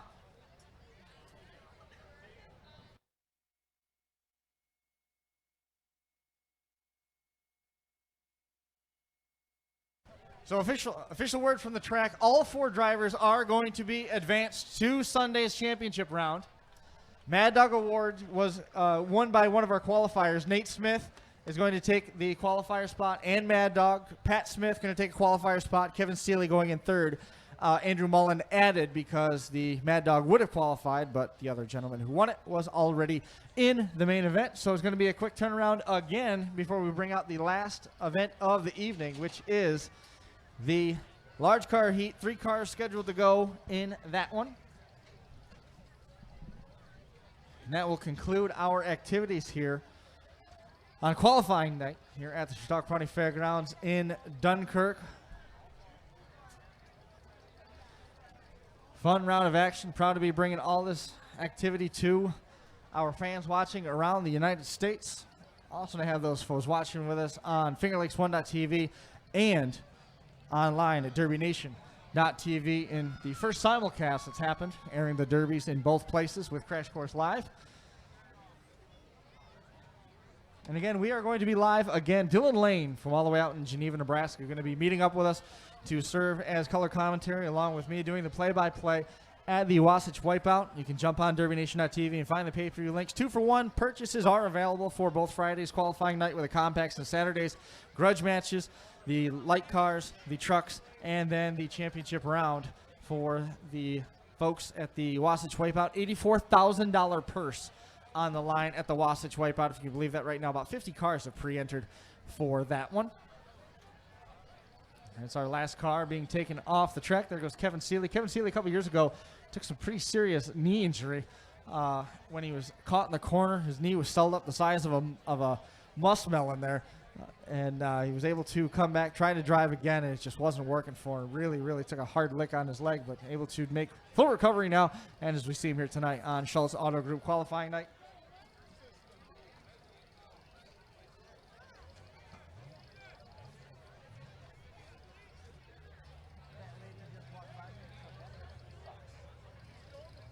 That was cool. Whatever. The thing is if I suck that bad, just tell me. I can take it. I've been called way worse. I know, right? Yeah, it is what it is. I work with kids every day. I don't have Truth. All right, first car due out in the number M1. Also has 42 on the roof sign. That is Patrick Osmond from right here in Dunkirk. One of our Dunkirk City fighters who regularly competes in this. And again, the biggest difference in that car is going to be that front bumper. It looks a lot like the cars that you just saw. And that car is going to go in the books as a modified due to the condition of that front bumper. Homemade bumper with a stock skin on it. This Lincoln driven by Corey Horton. He's from Casadega, the number 716. Coming out.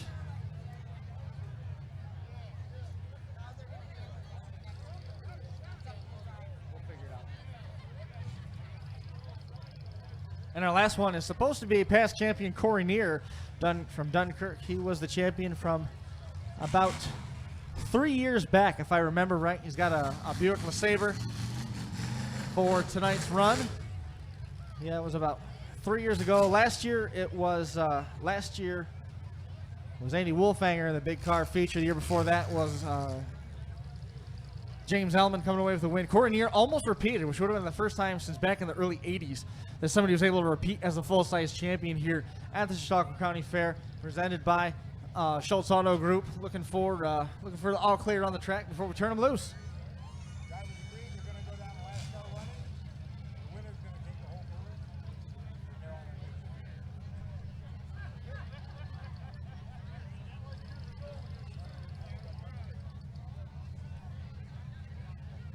Perfect. All right, so this heat is going to go down a little bit different than what we saw earlier tonight. We've got only 3 cars out there, so we're going to make some adjustments. So all of these guys have already qualified for the feature. They're in the main event. They're in for Sunday, no problem. That's the reward for showing up on Schultz Auto Group qualifying night. The problem that they all face is only one person's walking away with the money. Not a Mad Dog bonus, none of that stuff. All of them running for the money. Last car standing walks away with the entire purse that was due out for this heat. And that was a driver's decision, so it was in their hands. That's how they decided it. It looks like we're about ready to send them off. Help me out for the final time tonight on Schultz Auto Group qualifying now, if you would. Let's start with 5, 4, 3, 2, 1, and go.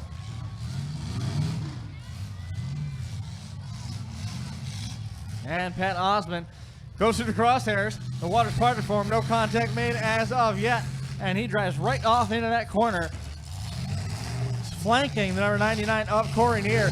Each of these drivers come from a little different pocket of the cliques that you see run periodically out here. So we'll have to see how these cars do fall out. It's one on, basically one. Everybody coming from different pockets. I haven't seen yet any evidence of anybody running together, as the right rear corner of Osmond takes a hard shot, and it's under duress once again as Corey Neer goes after it. Osmond opted to make a tire change out there in the pits. He had some pretty heavy snow treads on. Opted to go with the diggers now for this. Wanted a little bit more clearance around the quarter panel. As you see that back end, it has begun to roll up. The leaf spring starting to poke up a little bit higher now, as we see Corey Horton starting to get his motor up to running temperature. And he comes along, grabs hold of the back end, and little ticky-tacky type hit on the back of Corey Neer.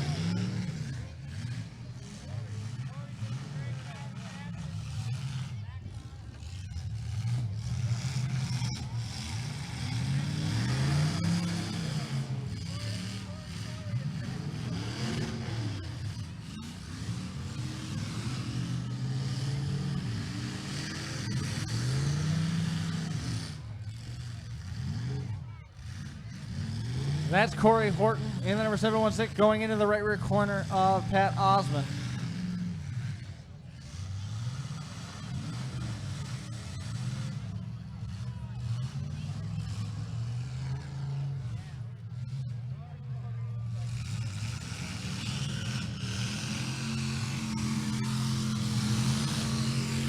Osmond turning Corey Neer right to the wall.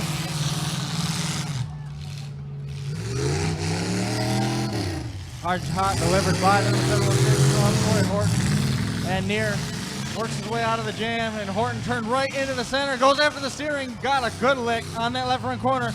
And here comes Osmond, gonna enter it again. Big lick delivered. Huge shot in the right front corner of Corey Neer. Took the steering wheel right out of his hands.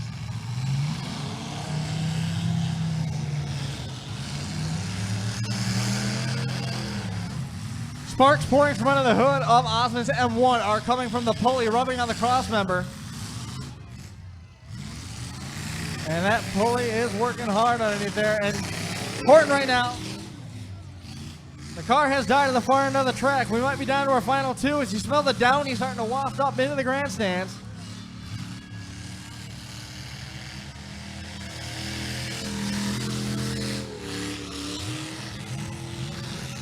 Horton able to refire. Now he's got to make a qualifying hit in time. Turns and goes right after the nose. Big shot right there, center stage. As you see both noses bent.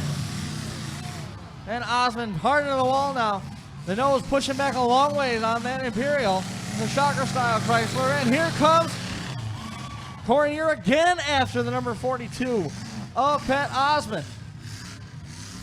Nose shoved way back as the front rail turned at 90 degrees. On the 716 of Horton. Here comes Near now. Crosshairs are locked firmly on number 42. Problem developing. Transmission slipping a little bit now on the number M1 as that nose yawed back hard. Push back bad on that right side. Motor working very hard. 4 in a row. Starting to push extra steam. Steam also now coming from the firewall as Horton in real trouble.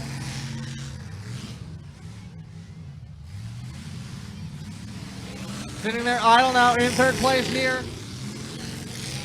Looking to run it down to the last one, and Osmond a little bit of a sitting duck. The frame has pushed back so far on that right side of the 42 that the right side tire is now starting to strike the firewall. His labor is really going to be worse now. All kinds of ugly smoke coming from the top half of the motor now as we see that top hose really pushing a lot of water after that shot. Horton sitting idle, all done. Down to 2, running it down to the last one. Big thumbs up from Osmond and Near. Backing it up. Here comes Near. He's got...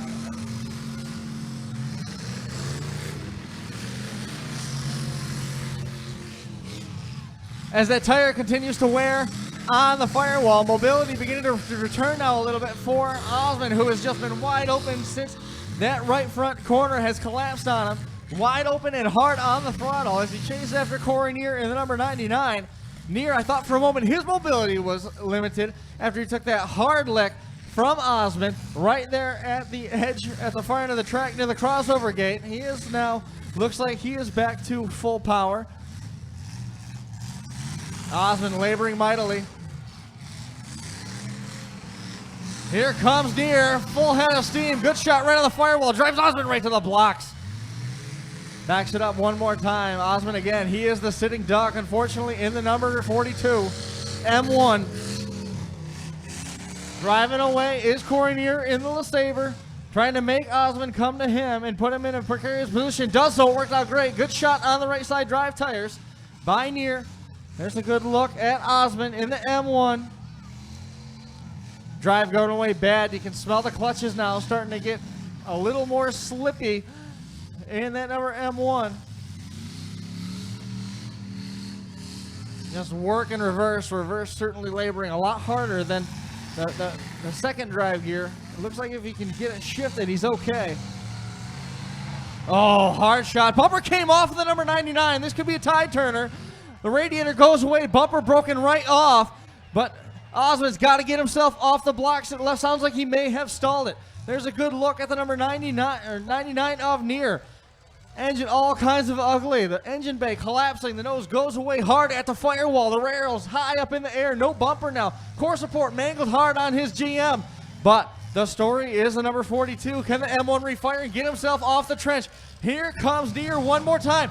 Osmond's able to refire it one more time. Gets it out of the way now. And now Near's the one over the berm. The 42 dies. Tries to refire. Here comes the M1. Goes back in to make a qualifying shot. Makes incidental contact. Turns it around nose to nose as they drive out.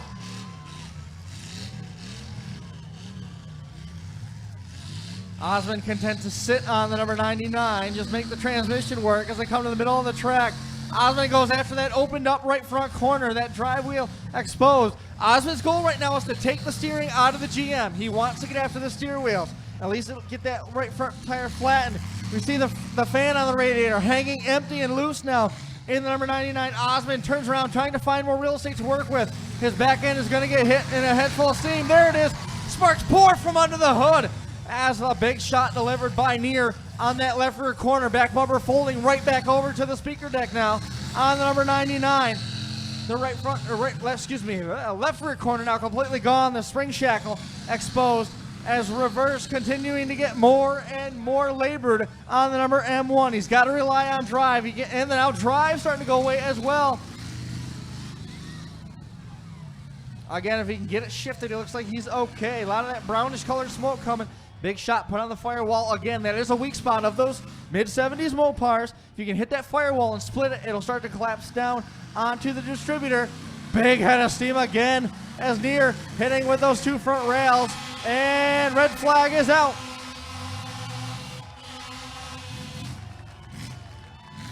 What a drive, Corey Neer. Not a ton of cars, but I'll tell you what, great show between the number 99 of Neer and the number M1 of Pat Osmond. Great derby.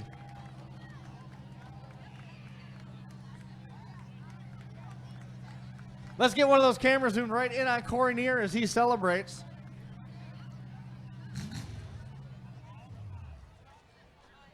You're good. You're good. Who got Mad Dog in that one?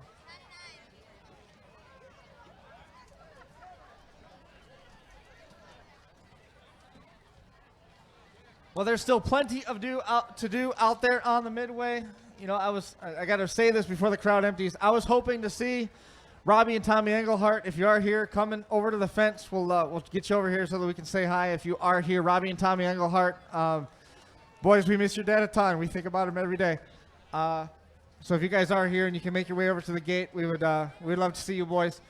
Before we head back, we're not going to be able to make it for Sunday, but Josh Decker is going to be here to bring you all of the action here in the arena. Unfortunately, not going to be able to get it live streamed, obviously, because we've got all of our equipment that's going to be with us out there at the Wasatch Wipeout in Utah. Surprise to everybody that was watching at home. I know we didn't tell a lot of people we were going to do it. We were able to pull it off. We had enough signal, had enough equipment. And Eric Remington jumping in late right there at the end to come and help us out with the cameras. Mike Cooley wasn't even planning on running a camera, but did a great job, helped us out a ton, and bringing this action to everybody who was watching around the country on DerbyNation.tv and on FingerLakes1.tv. Tons to do out there on the midway. Enjoy the week here at the Chautauqua County Fair. Lots to do, lots going on here all week long as we lead up to Championship Sunday. Again, being presented by Schultz Auto Group, Storage Container Services, Mom and Pops Recycling. Great to have those folks along with us to help present your combative motorsports activities. Get over there, say hi to those folks, let them know you hear about them at the Chautauqua County Fairgrounds. Pat Osmond has made his way up here after finishing second place. Pat Osmond, trying to get a couple quick words. Hey, how are you? Good, good. It was a good one. I was happy with it, yep. Pat!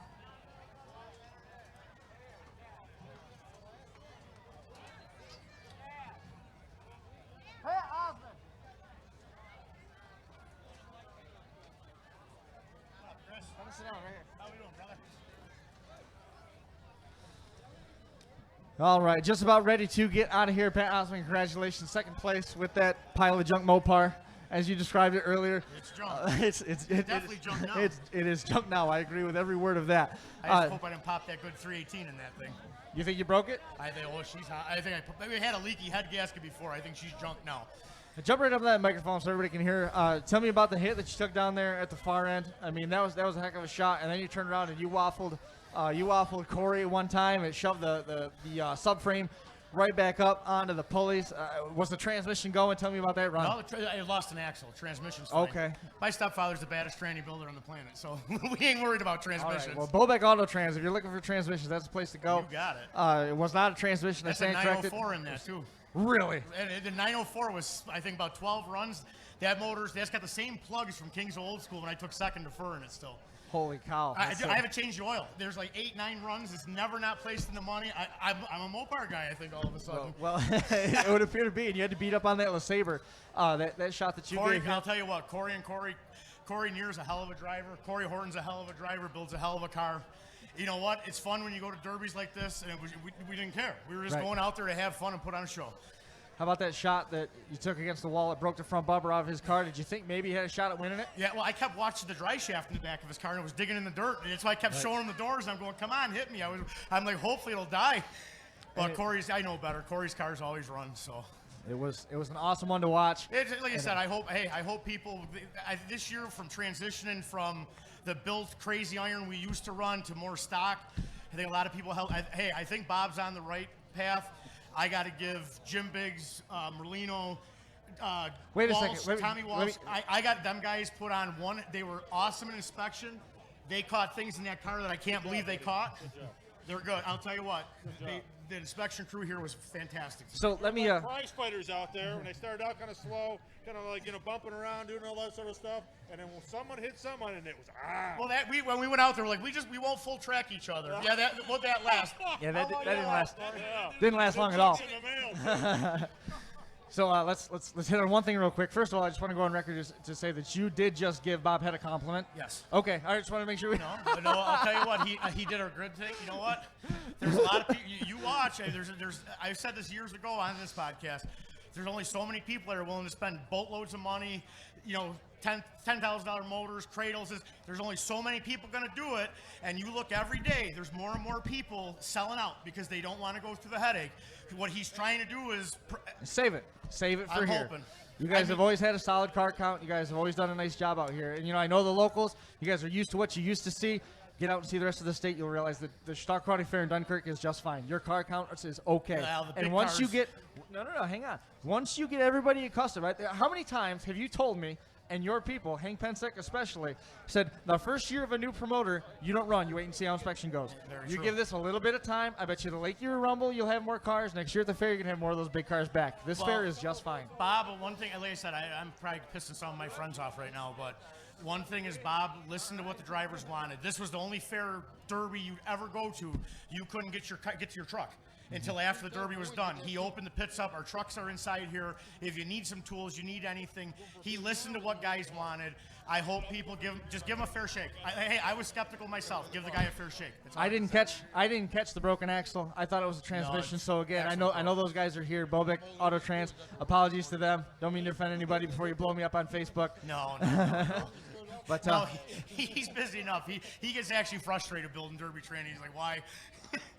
But he thinks we're out of our mind, but he'll do it. Well, you are a little. Well, You're a little different. But Pat, appreciate it. All right, Glad we could make it out. Josh and I are going to be here with you guys Sunday. I'm going to be stuck in Utah, so go put on a show. All right, awesome. We'll see you later. Corey Neer. Where'd Corey go? We got to catch up with Corey. Corey Neer.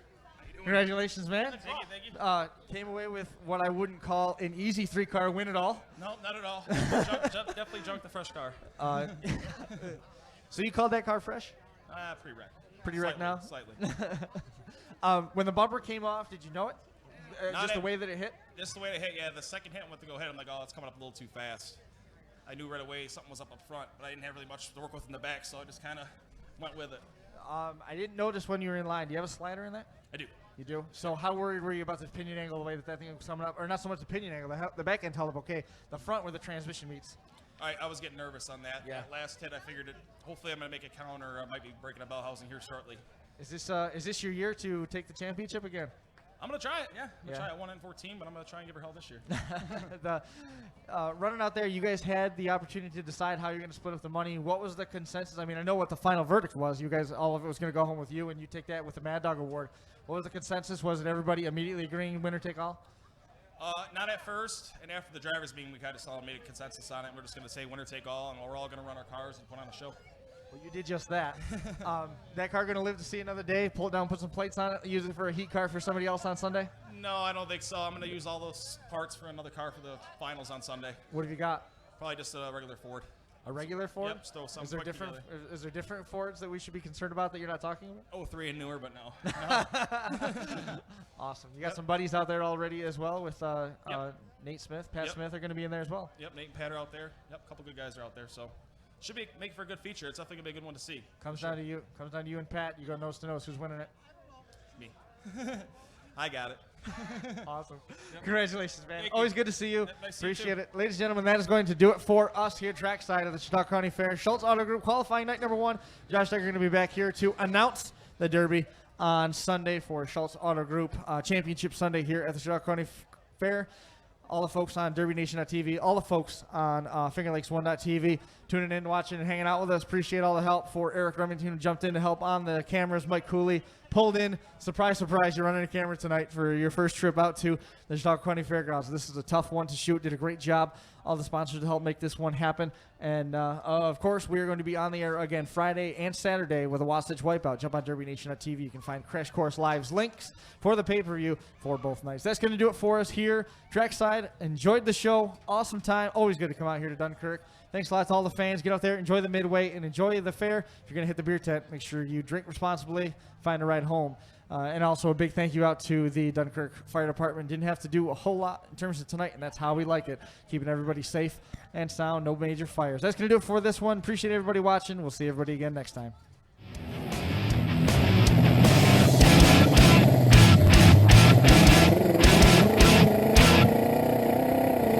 The Crash Course Live is presented by Smash It Demolition Derby, who host Bash for Cash, Blizzard Bash, and Capital City Carnage. Online at smashitderby.com. And Stirring Dirt Racing, host of May Mania's team show at the Golden Spike Arena in Ogden, Utah. Online at stirringdirtracing.com. Reckless Abandon Derby Apparel, and Derby Inc. Magazine. This is the Crash Course Demolition Derby podcast, recorded live at the FingerLakes1.com studios in downtown Seneca Falls, New York. The Crash Course Live is presented by Smash It Demolition Derby, who host Bash for Cash, Blizzard Bash, and Capital City Carnage. Online at smashitderby.com. And Stirring Dirt Racing, host of May Mania's team show at the Golden Spike Arena in Ogden, Utah. Online at stirringdirtracing.com. Reckless Abandon Derby Apparel, and Derby Inc. Magazine. This is the Crash Course Demolition Derby podcast, recorded live at the FingerLakes1.com studios in downtown Seneca Falls, New York. Crash Course Live is presented by Smash It Demolition Derby, who host Bash for Cash, Blizzard Bash, and Capital City Carnage. Online at smashitderby.com. And Stirring Dirt Racing, host of May Mania's team show at the Golden Spike Arena in Ogden, Utah. Online at stirringdirtracing.com. Reckless Abandon Derby Apparel.